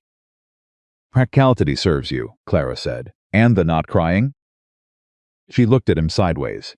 That one might be debatable. A. The corner of his mouth moved. They rode the rest of the way talking, and she thought not for the first time, but more clearly than before, that this was the thing nobody from Harlan Creek would have predicted. Not the fraud exposure, not the fence in the dark, not the account ledgers. This. Two people on a wagon, talking. Actually talking the way people talked when they'd decided the other person was worth the effort. The courthouse in Billings was a solid two-story building that smelled of wood smoke and official paper. A. The room was half full when they arrived. News of the Carter case had drawn the kind of audience that fraud cases always drew in small frontier communities, where everyone knew someone who'd been at the wrong end of a bad deal and liked to see the ledger balanced. Air sat in the second row. Carter sat beside her. Walsh was at the front of the room. She hadn't seen him since the kitchen, since the moment across the table where they'd circled each other so carefully. He looked different now. Not smaller exactly, but reduced. The careful pleasantness was still there, assembled with the skill of long practice, but under the conditions of a courtroom, with official documents and evidence, and two of his own men prepared to testify. It had acquired the quality of a costume rather than a character. He saw Clara. He looked at her for a long moment. She looked back. She did not look away. She gave him nothing, not anger, not triumph, not the discomfort he was clearly hoping for. Just the steady, level attention of a woman who had seen the numbers and written them down and was prepared to explain every column. Walsh looked away first. The hearing took most of the morning. Carr testified for 40 minutes. He was exactly as she'd expected him to be, precise, factual, without drama. He described the partnership, the accident, the arrangement that had given Walsh increasing control of the market operations. He described her arrival and what she'd found. Men. He described the Wednesday night confrontation with the delivery of a man describing a business problem rather than a betrayal, and she understood that was how he was managing it. Not a betrayal, a business problem. Because that was the frame that let him stay in the room. She was called after him.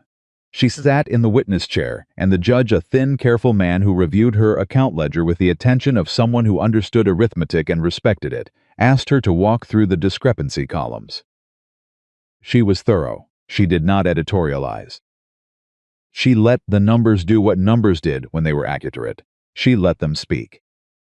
When the defense lawyer stood to question her, he began with what she suspected he considered a destabilizing approach. Mrs. Whitmore, is it? You've been at the Carter Ranch how long? 6 weeks. He let that sit. And in 6 weeks you determined that a 6-year business partnership was fraudulent. In 6 weeks I reviewed accounts that had not been reviewed in over a year and found discrepancies that were already present, she said. The duration of my employment doesn't change the mathematics. You have formal training in accounting? No, she said. I have practical experience managing household and farm accounts, and the ability to read a public broker record and compare it to a private ledger. She paused. Records are published documents. Anyone can review them. But no one did, he said. For no, she said. No one did. She let that sit for a moment. She didn't need to say anything more. The implication settled over the room on its own. The lawyer sat down. Walsh's face, which she had been watching at the edge of her vision, was the color of old paper. The judge's decision took less than an hour. Odd. Breach of partnership agreement. Fraudulent land filing in a second name. The western parcels restored to Carter's deed. The money Walsh had accumulated through the Tospreistischinsy 3 years of systematic skimming, which came to a figure that made Carter's jaw tighten when it was read aloud to be recovered through seizure of Walsh's independent assets. Walsh was taken from the room. He passed close enough to their row that Clara could have reached out and touched him. He looked at her as he passed. Smart woman, he said. Quiet. She could hear the shape of what he'd wanted to say, the word he'd chosen not to use.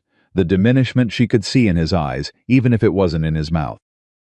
"Not particularly," she said. "You just expected me not to look." He was past her before she finished the sentence. She didn't watch him go. Was very quiet on the walk out of the courthouse. She matched his pace on the steps, the way she'd learned to close enough to be useful if the leg gave him trouble on the uneven ground, far enough that he didn't feel managed. He didn't say anything until they reached the wagon. He put his hand on the side of the wagon and stood there for a moment with his head down. "Carter," she said. 6 years, he said. "I know." 6 years I called that man my friend. He looked up. His eyes were dry, but they were doing something complicated that she recognized as a man containing something that would find its way out eventually, one way or another. "You know what the worst part is?" "What?" "He was good company," Carter said. That's the thing nobody tells you about being betrayed by someone. Bad ones are easy to see. It's the ones that are good company that get you." She stood beside the wagon and listened. "He'd ride out with me in the morning sometimes," Carter continued. "Before the accident, we'd check the fence lines together, talk about the market, where the cattle were heading. He'd bring a bottle of decent whiskey on the long rides." He was quiet for a moment. "I liked him. That's what I have to live with." "Yes," she said. Do. She didn't try to minimize it. She'd learned that minimizing didn't help Carter. It was a door he closed against comfort offered too readily. "And you will. Because that's what you do with things you have to live with." He looked at her. "How do you know that?" he said. "About me. Because I've been watching you for 6 weeks," she said. "And you haven't dropped anything yet." He was quiet for 3 seconds. Then he said, "Get in the wagon, Clara." She got in the wagon. He climbed up beside her, the leg slower on the step than he wanted it to be, the cane handled with the practiced efficiency of a man who had made peace with using it, even if he hadn't made peace with needing it. He picked up the reins. He didn't immediately start the horses. "I need to tell you something," he said. She waited. "Drummond told me he'd found someone for the house. I wasn't," he stopped. "Over. I was prepared for someone I could be decent to. Someone I could treat fairly. I wasn't prepared for." He stopped again. His hands on the reins were still. This, she said. He said, specifically. The word landed in the silence between them and stayed. She looked at her hands in her lap. "Carter," she said. I'm the woman Roy Hatch sent away because she was inconvenient. I'm the woman this town." She gestured vaguely, in the direction of buildings spreading out around them. "I'm not who you would have chosen." "No," he agreed. "I wouldn't have chosen you. I wouldn't have known to." He looked at her. "That's not the same as not wanting you here." She held that. It for a long time. "I'm not easy," she said finally. "I'll look at your books when the numbers don't add up. I'll tell you when I think you're wrong. I'll stand at fences in the dark and I won't apologize for it." "I know," he said. "And I'm not going to become smaller," she said. "Not for you, not for this town, not for anyone. I tried that." "It doesn't work and it isn't honest, Clara." His voice was quiet. "I never asked you to be smaller." She looked at him. He was right. From the first conversation at Drummond's store, he had not asked her to be smaller. He had stepped back from stoves and returned papers to desks, and said all right when she'd asked to be treated like a person. He had listened at the fence, in the kitchen, in the study, in the courtroom, with the full attention of a man who had decided she was worth listening to. "No," she said, "you didn't." He held her gaze. She held his. The horses shifted. "Take us home, Carter," she said. And the particular word she'd used, home, not the ranch, not back, settled over both of them like a thing decided. Clicked to the horses. They went home. 2 days after the hearing, a letter arrived from Harlan Creek. It was from Mabel. Clara read it at the kitchen table after breakfast, while Carter was in the study, and the house was quiet around her. The letter was 3 pages, which was unlike Mabel, who was normally a 1-page woman. The first page was the expected Newstown gossip, the children's progress, a brief accounting of Roy's activities that managed to make Roy sound more significant than Clara suspected he was. The second page was where it got complicated. I have heard things, Mabel wrote. Are careful, he taint slightly slanted hand. Me. About what happened at the Carter Ranch. About Walsh and the cattle and the hearing in Billings. It has been the talk of the whole county, and I suspect beyond. Clara. I don't know what to say except that I am not surprised and I am so sorry that I did not say so before you left.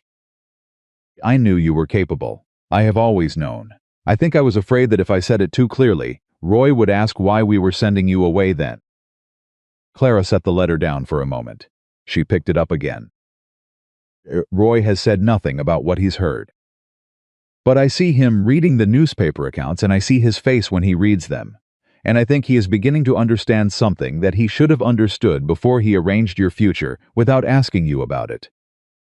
I don't say this to make excuses for him. I say it because I think you should know that what you did has reached further than you know, and it has changed how people see things.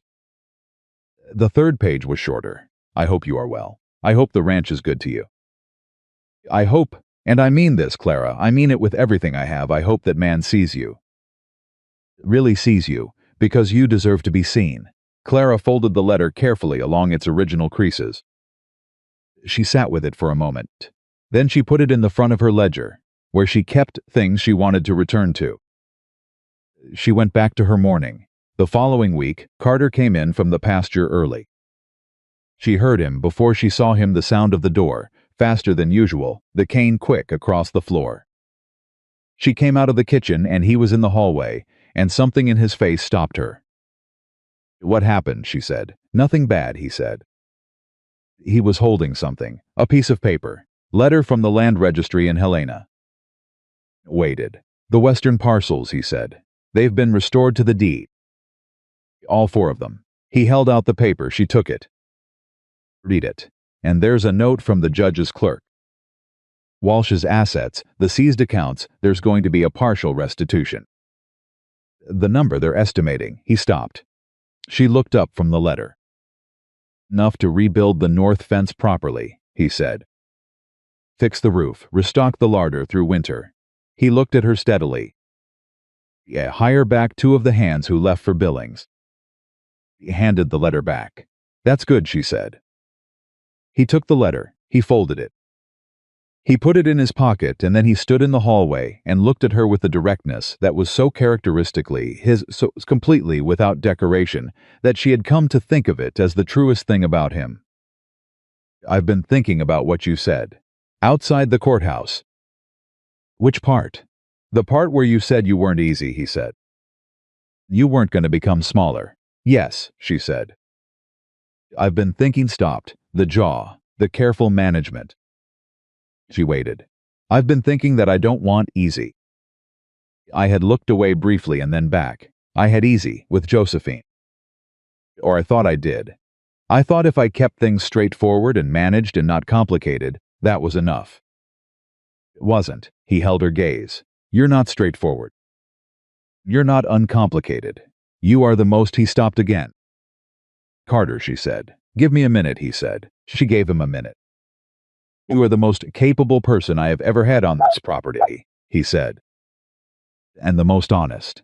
And I have over the past 6 weeks come to depend on you in ways I didn't expect and can't pretend aren't real. He held her gaze. I'm not good at this kind of talking. You know that. I know that, she said. So I'm going to say it plain, and I'm only going to say it once, he said. I don't want you here because I need a housekeeper. I want you here because, jaw, release. Me. Because this house makes sense when you're in it. And I don't. He looked at her. I don't want to look at it making sense without you in it. Was very quiet. She looked at this man, this difficult, contained, honest, damaged man who tipped his hat when he meant it and said all right when he trusted her and had stepped back from every stove she'd come to without being asked twice. Had stood in a courtroom and described a betrayal with the composure of a mountain, and had sat on a wagon afterward and said he was good company with the quiet devastation of a man who understood that. Grief was complicated and didn't pretend otherwise. Been sent here like furniture. She had arrived expecting to be managed like a problem. It found, instead, a man who had looked at her across a supply counter and held the looking 3 seconds longer than anyone else managed, and had said all right when she'd asked to be treated like a person, and had spent 6 weeks proving he meant it. Carter, she said. I'm gonna need you to say more than that eventually, she said. Not today, but eventually. Something shifted in his face. Nan. The almost smile that she'd been collecting like a woman who understands that rare things are worth cataloging. Yeah, he said. I reckon you will. She took a step toward him. She put her hand on his arm, the same arm she'd grabbed in the dark outside the north fence, the same rigid forearm that had told her everything she needed to know about what he was holding in that moment. She felt him go very still the way he went still when something mattered. I'm not going anywhere, she said. His hand came over hers. Large, warm, the hand of a man who worked with it, who had built things with it, who had held on with it through 2 years of things trying to pull loose. Good, he said, just that good. It was the most Carter thing he could have said, and it was, she thought, exactly right. That night, after supper, she sat on the front porch with a cup of coffee and the particular piece of a day that had held several important things, and was now holding the quiet that followed them. Stars over Montana territory were the outrageous kind, the kind you only got far from town, so many and so clear that the sky looked almost loud with them. Carter came out and sat beside her, not across from her. Beside her, on the same step. They sat with their coffee and the stars and the sound of the ranch at night cattle settling, wind, the long grass, the distant sound of the creek she'd been meaning to walk to and hadn't yet, and they did not talk. Nay, they were quiet together in the way that two people were quiet together when the quiet was comfortable rather than careful. After a while, he said, the wintergreens are coming up. She looked at the garden. She could see the first pale shoots in the moonlight. They needed time, she said. Most things do, he said. She looked at the side of his face. Nether, the profile of him, the dark, the jaw, gray, at his temples, the way he held himself even sitting, specific straight-backed quality of a man who had learned to carry weight and had never fully put it down. Carter, she said. Thank you for the written agreement, she said. The first one. At the beginning, he was quiet for a moment. It was the right thing to do. A lot of men wouldn't have, she said. A lot of men would have assumed I didn't need it. Or that I should be grateful enough for the position that the paper was unnecessary. A lot of men, he said, haven't spent enough time thinking about what it feels like to need a paper that says, your space is yours. She looked at him. He was looking at the stars. The accident, she said carefully. When you were in it, when you were recovering, did anyone give you a written agreement? Anyone say clearly what you'd have when you came back? No, he said. You were just supposed to be grateful, she said. Help, and not ask about the terms. He looked at her then. And she saw it, the recognition in his face, the specific recognition of someone who has just had an experience named that they'd lived inside for 2 years without a name for it. Yeah, he said, that's it exactly. She nodded. They sat with that. Stars did their enormous, indifferent business overhead. We're not so different, she said. No, he said. We're not. The porch creaked in the wind. The coffee had gone cool. Neither of them moved. She was 25 years old, and she was sitting on the front porch of a house where her ledger was in the study, and her quilt was on the bed, and the kitchen stove ran hot on the left side, and the winter greens were coming up into the garden that a woman named Josephine had planted with a good eye and a long view. She was the woman Roy Hatch had sent away like furniture. She was the woman who had stood at a fence in the dark and not moved. She thought, sitting beside a quiet man under outrageous stars in the country. She was beginning to know, like breathing, exactly who she had always been. The world had just finally put her somewhere she fit. A letter from Josephine Carter arrived on a Tuesday. Clara found it in the stack of mail Eli brought back from Billings, tucked between a supply invoice and a notice from the land registry, unremarkable in its envelope. Nothing on the outside to indicate it was the kind of letter that changed the temperature of a room. She brought it inside with the rest of the mail and set it on the desk in the study without opening it, because it was addressed to Carter, and she had never once opened anything addressed to Carter. She went back to the kitchen. She was 20 minutes into the bread dough when she heard him come in from the pasture. She heard the mail being picked up. She heard the study door close. The study door never closed. She kept her hands in the dough and said nothing, and let the bread be bread. 25 minutes later, the study door opened again. She heard the cane. She heard him stop in the kitchen doorway. She did not turn around immediately. She gave him 3 seconds to decide whether he was going to speak or not, because she'd learned that Carter came to things in his own time, and crowding the moment made him close rather than open. "Era," he said. She turned. His face was the careful nothing. But the careful nothing she had learned to read over these months had gradations. This particular version was the one that appeared when something had reached him and he was working on whether to let her see it. Wiped her hands on her apron. "Sit down," she said. He sat. She made coffee. She set it in front of him and sat across the table and waited. He put the table between them. "Josephine is in Denver," he said. "She's been there since she left. She remarried. 8 months ago." He looked at the letter. She heard about the Walsh case. Newspapers in Denver apparently covered it. A pause. She wrote to say she was glad the ranch was safe. And to apologize. Clara looked at the letter without touching it. She said carefully, "For leaving the way she did." Without fully explaining. He turned the coffee cup in his hands. "She says she should have pushed harder about Walsh. That she knew something was wrong with him, and she let me dismiss her, and then she let her anger about being dismissed." He stopped. "She says she let her anger become the whole story and left without making sure I understood the real reason." The kitchen was very quiet. "How do you feel about that?" Clara asked. He was quiet for a long moment. "Tired," he said. "Mostly tired. And a little like a window opened somewhere. Not the window I'd have expected." He looked up at her. "I owe her an apology, too. I know that. I wasn't." He stopped. Started over. "I was a man who was better at running a ranch than at seeing the person standing in his own house. She deserved better than that." Clara held this carefully. "Are you going to write back?" she said. "Yes." "Good," she said. I looked at her. He paused. "Most women would be threatened?" She shook her head. "Carter, Josephine loved you and you weren't able to love her back the right way, and now you're both somewhere else. Holding on to the anger about that doesn't help anyone." She looked at him steadily. "Ack, be honest. Let it be done cleanly." He studied her face. "A remarkable woman," he said. "I'm a practical one," she said. "Same thing, sometimes." He looked at the letter. "There's something else," he said. Waited. "She mentions you," he said. "Josephine." He looked up. "She says, and I'm reading this directly, she says, whoever she is, on to her. William. A woman who can save a ranch and not need credit for it is worth more than all the cattle in Montana." Clara said nothing for a moment. She looked at her hands on the table. "She doesn't know me," Clara said. "No," Carter said.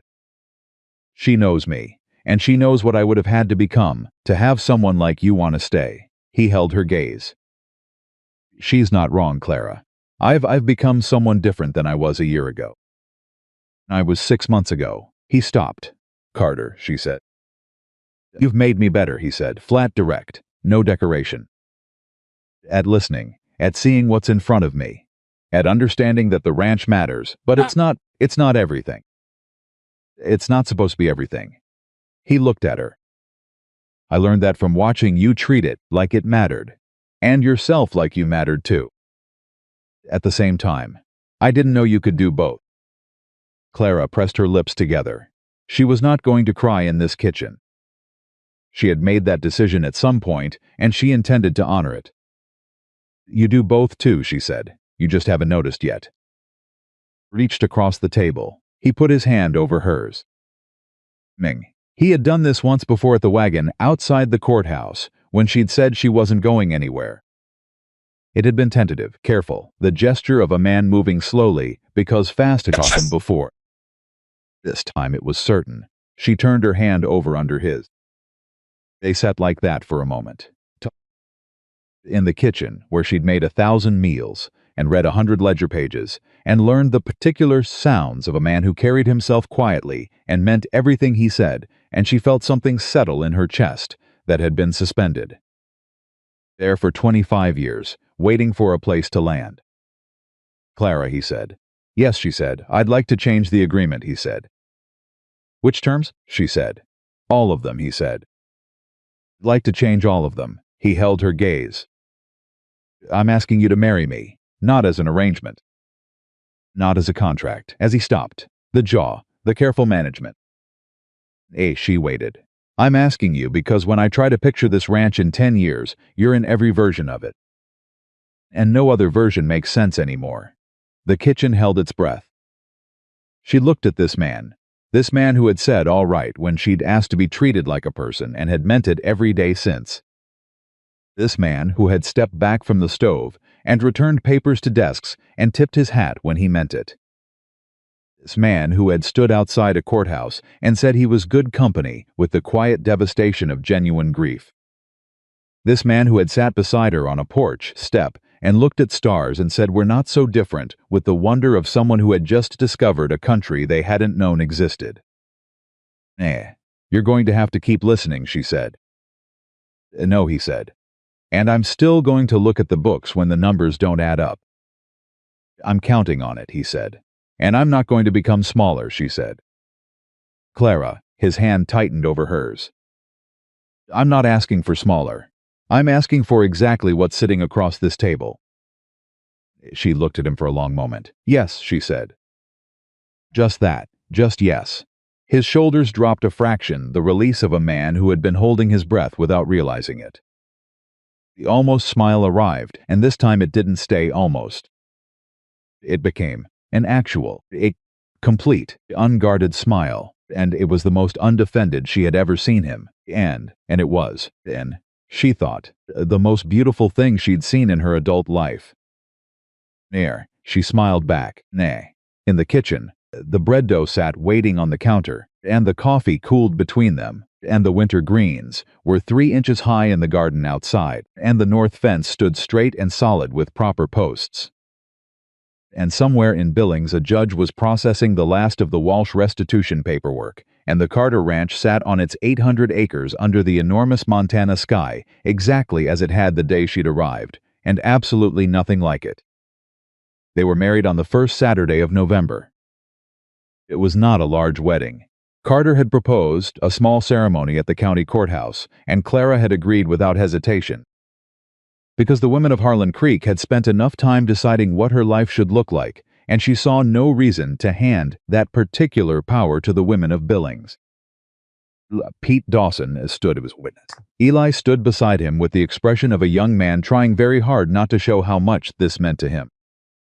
The judge who married them was not Aldrich, it was a younger man, newly appointed, who read the words with the careful attention of someone who understood their weight. Carter held her hand through the whole of it. When the judge asked if she took this man, she said yes without hesitation and without decoration, the way she said everything that she meant completely. When the judge asked if Carter took this woman, Carter looked at her and said yes, in the voice she knew best, quiet, certain, without a single wasted word. She wore the brown dress with the cream collar. He wore the dark jacket. She thought, for a moment, of Harlan Creek, of the wagon loaded with her things like furniture being moved, of Roy's voice through the kitchen wall, of Mabel crying at the door with genuine sorrow and insufficient courage, of the town that had watched her climb onto the wagon and had felt nothing but relief. She let the thought come and she let it pass. She was not in Harlan Creek. She was here. Pete Dawson, who was not a sentimental man, shook Carter's hand afterward, and then turned to Clara and took off his hat and held it to his chest in the old gesture of real respect, the one that wasn't courtesy but acknowledgement, and said, Mrs. Just that. But she heard everything in it. The change in the valley happened. the way most real changes happen not in a moment, but accumulating, like the way a river cuts a canyon, slow and inevitable and suddenly obvious. It started with the supply run in December.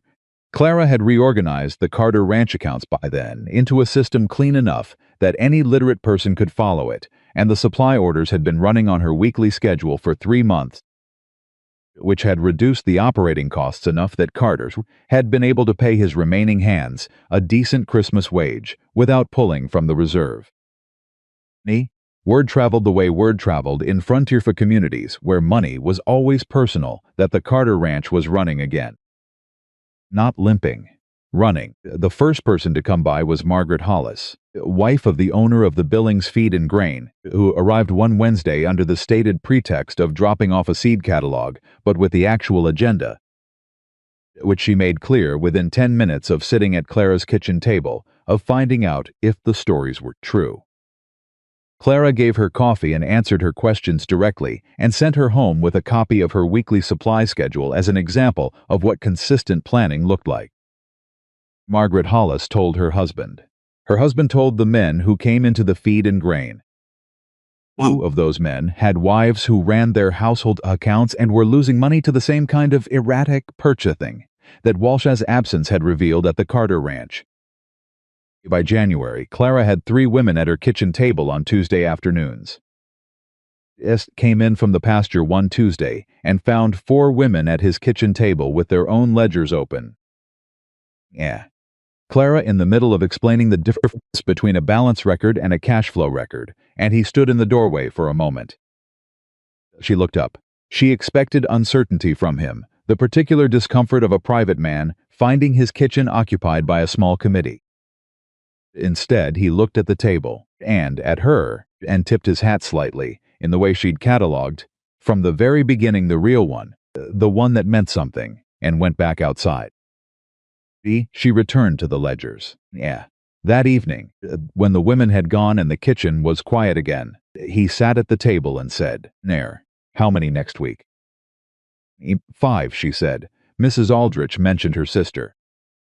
Nodded. I'll ask Eli to bring in an extra chair, he said.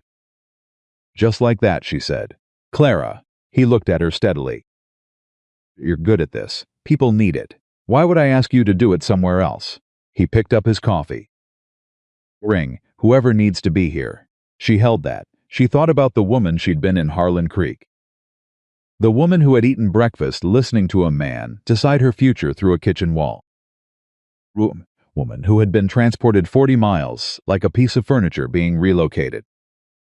All right, she said. And she smiled, because she knew what all right meant now. She knew exactly what it meant. The twist that the Valley hadn't anticipated, the thing that nobody saw coming. Not Pete Dawson, not Eli, not the women at the Tuesday table. And not even Carter himself arrived in February in the form of a letter from a land development company in Helena. They had heard, the letter said, about the Carter Ranch's recovery, about fraud case and the outcome and the new management structure. They were developing a consortium of Montana Territory ranches for a cooperative market arrangement, a system by which multiple ranches could pool their cattle for market, negotiate collectively, and eliminate the dependency on individual brokers that had made Walsh's scheme possible in the first place. Wanted Carter to lead it, not participate, lead. Leip read the letter twice at the kitchen table before she brought it to Carter in the study. It once. He set it down. He looked at her. This is your work, he said. It's your ranch, she said. It's your system, he said. The account structure, the supply chain, the market record comparisons, you built all of that. The only reason this consortium knows what a well-run Montana ranch looks like is because Aldrich told people what he saw in that courtroom, and what he saw was your ledger. She sat down. She thought about the ledger she'd brought from Harlan Creek. The one she'd started the first night at the ranch, the careful handwriting in the back pages. This is not the end of anything. This is a beginning. The consortium would need someone who could manage the collective accounts, she said. Thinking out loud. Not just one ranch, all of them. Multiple ledgers, multiple market records, a single reporting structure. I know, he said. She looked at him. "You're already thinking about it," he said. "I'm always thinking about it," she said. "That's the problem." "That," he said, "is not the problem." She looked at the letter. Min. She thought about Walsh, about the specific kind of theft that was only possible because there was no collective oversight, no one checking one broker's records against another. No woman, with a ledger and a public record, and the stubborn persistence of someone who had learned to look carefully because it was the only power she'd ever had. She thought about all the ranches in the valley that were running on the same vulnerable trust the Carter Ranch had run on. All the accounts that weren't being compared to broker records because no one had thought to. All the Walsh-shaped opportunity sitting in all those unexamined ledgers. "Ardor," she said. "Yes, I want to do this," she said. He looked at her with the full attention. That was his most consistent and most valuable quality. "I know," he said. "It's going to take time, and there will be men who don't want a woman managing their accounts." "There will be," he agreed. "And then they'll see your ledger. And they'll change their minds or they'll fall behind. Either way, it's their problem, not yours." She looked at him. She had spent 25 years in a world that had made her problem its entertainment. She had arrived at this ranch, expecting to be managed. She had found instead a man who kept saying all right and meaning it, and who had just told her, as simply as he told her everything, that other people's refusal to see clearly was their problem and not hers. "Married the right man," she said. His mouth moved. The smile, the real one, unguarded, the one she'd been collecting. "Yeah," he said, "you did." The consortium meeting was held in Billings in March, at the courthouse where Clara had sat in the second row and watched Walsh's pleasantness collapse under the pressure of accurate arithmetic. Had written to 14 ranches. 11 responded. 9 came to the meeting. Clara sat at the table beside Carter, not behind him, not in the row. Beside him, with her own ledger and her own chair, and the full account structure she'd built for the Carter Ranch replicated into a template that any ranch operation could adapt. She had spent 6 weeks preparing it. She had not slept well for the last 3 of those weeks, which Carter had noticed without commenting on, until the 3rd consecutive night she'd come back to bed at 2 in the morning, at which point he'd said simply, "Hey, you're ready. Stop redoing it," and she'd known he was right but had redone it once more anyway. Men at the table were the frontier variety, practical, skeptical, accustomed to deciding things among themselves. Several of them looked at Clara with the familiar inventory look she recognized from Walsh, from Roy, from every man who had met her, and immediately categorized her usefulness before she'd said a word. Carter did not introduce her as his wife. He introduced her as the woman who had caught Grady Walsh. Room shifted. She had prepared for skepticism. She had prepared for the specific condescension of men who believed that ledger management was housekeeping with numbers. She had prepared for the need to prove herself before the room would listen. She had not prepared for the moment when Frank Aldrich, the sheriff, who had reviewed her ledger with reading glasses and called it the cleanest fraud documentation in 15 years, stood up at the back of the room and said, "I've seen her work." Every man in this room should listen. She looked at Carter. He was looking straight ahead, but the corner of his mouth looked back at the room. "Thank you," she said. And she opened her ledger. She spoke for 40 minutes. She showed them the template, the weekly accounts structure, the supply chain record, the broker comparison method that had caught Walsh's discrepancies. She showed them, using the Carter Ranch numbers as the example, because she had permissions, and because real numbers were more convincing than hypothetical ones. Exactly what a 2-year fraud looked like on paper, and exactly what would have caught it in month 3 if anyone had been looking. Nobody interrupted. She had expected interruptions. She had prepared for interruptions.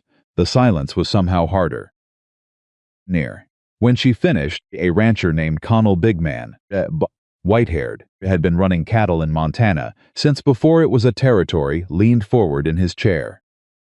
"My accounts," he said, "have been managed by my broker's recommended bookkeeper for 4 years." "Yes," she said. "What you're describing would mean I'd be checking that bookkeeper's work against public records. Yes, she said. You're saying I may have the same problem Carter had. His gaze. I'm saying you may, she said. Or you may not. The only way to know is to look. She let that sit for a moment. The broker records are public documents, Mr. Connell. Anyone can read them. The question is whether you'd like to be the person who reads them or the person who finds out what was in them after someone else does. Connell was quiet. Then he said, "How long would it take you to review 4 years of accounts?" She did not let herself react visibly. 3 weeks, she said. Maybe 2 if your records are organized. They're not, he said. And 3, she said. Connell looked at Carter. Carter looked at him. She'll find what's there, Carter said, and only what's there. Connell nodded once, slowly, the nod of a man who had made a decision and was not in the habit of remaking them. Right, he said. Nah. And she heard, in those 2 words, an echo of the first time Carter had said them to her across a supply counter in Harlan Creek. Look, that held 3 seconds longer than it should have. The room was shifting. She could feel it, the way you felt a current in water before you saw it. 6 of the 9 men were looking at her differently than they'd been looking at her 10 minutes ago. Not all of them. 2 were still wearing the inventory expression. 1 was looking at the table, but 6, she thought. 6 is enough to start. They rode back to the ranch in the late afternoon.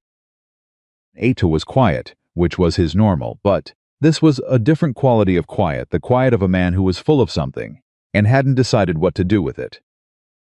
She let him be quiet until they were through the gate. Then she said, "Say it." He looked at her. "Whatever you're full of," she said. It looked at the room for a moment. "When you sat down at that table," he said, "I watched 9 minds aid in the first 30 seconds that you weren't someone they needed to take seriously." He paused. "And I watched you spend 40 minutes changing their minds without once asking them to change them. Just by doing the work." He looked at her. "I've been in cattle dealings for 15 years. I've never seen a room turn like that." She thought about it. "It wasn't the room turning," she said. "It was the numbers. Numbers don't care who's reading them. The numbers needed someone to read them," he said. She looked at the ranch as they came up to it, the gate with Carter, burned into the wood, the house with the porch boards they'd replaced in October, the garden where the winter greens had come in strong and were now sleeping under the February cold, but still there, still rooted, still coming back in the spring. Straight fence on the north boundary, all of it intact. "Clara," Carter said. "Roy Hatch sent you here like you were furniture," he said. "Like you were something nobody wanted that needed to be dealt with." He looked at her. The eyes were the blue-gray of sky before rain, and they were doing the unguarded thing, the thing they did when he'd stopped managing the distance. "I need you to know, I need you to really know that I understand what I was given. Don't take it for granted, I won't." She held that. She held it the way she'd held the morning she'd come down from her room on the first day and found him trying to cook at the stove. Nay, the way she'd held the 3 seconds of looking across Drummond's counter. The way she'd held "all right, and I trust you, and you made me better," and all the careful particular words of a man who spent them like currency and meant everyone. "Carter," she said. "Yes, you were given exactly what you needed," she said. "And so was I." He looked at her for a long time. The horses stopped at the barn without being told. "Anne." She climbed down. He climbed down beside her, a leg taking the step the way it always did, slowly, with the cane, with the practiced dignity of a man who had decided a long time ago that how he got somewhere mattered less than that he got there. She waited for him, not because he needed her to wait. She wanted to. He came to stand beside her. He looked at the ranch. She looked at it with him. 800 acres. 6 ranch hands they'd hired back 2 in January, and taken on a 3rd in February who'd heard from Pete that the Carter Ranch was the kind of place you stayed. A barn that didn't leak anymore. A kitchen garden that would come back green in April. A house that made noise in the wind but held. "It's a good ranch," he said. "It's a very good ranch," she said. "It's ours," he said. It landed between them and stayed. Ours, not the arrangement. Not the agreement. Not the contract Drummond had pressed to make and Roy had arranged without asking. Not the practical solution to two people nobody else wanted. Hours. Yes, she said, it is. He reached over and took her hand. Nah. She let him. They stood at the gate of the Carter Ranch in the late winter light with the mountains enormous and permanent behind them, and the land went out in every direction, and the sky was the kind of sky that didn't promise anything it didn't need to. It was already giving everything it had, and Clara Whitmore Carter stood in it. Not the woman Roy Hatch had sent away. Not the woman Harlan Creek had watched climb onto a wagon with relief. Not the woman nobody wanted. The woman who had looked at a broken ranch and seen possibility. Who had looked at a broken man and seen the same. Who had stood at a fence in the dark with a post in her hands and not moved. Who had built a ledger system that was about to change how 14 ranches in Montana Territory understood their own money. Who had sat at a table with 9 skeptical men and turned 6 of them without asking anyone to be turned. The woman who had written in a ledger on her first night in a strange room, "This is not the end of anything. This is a beginning." She had been right. It had been a beginning.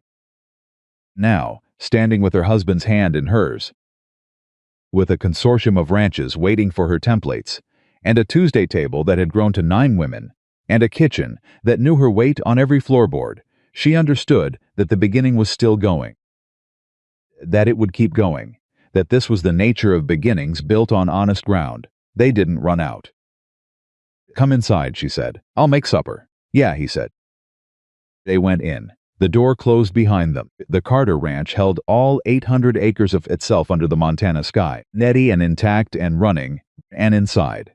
But a woman who had arrived with a trunk and a ledger, and the careful handwriting of someone who had been telling herself the hardest truth, that she was worth fighting for, that she was worth staying for, that the right place existed, and she would know it. When she found it made supper in the kitchen, she knew like her own heartbeat.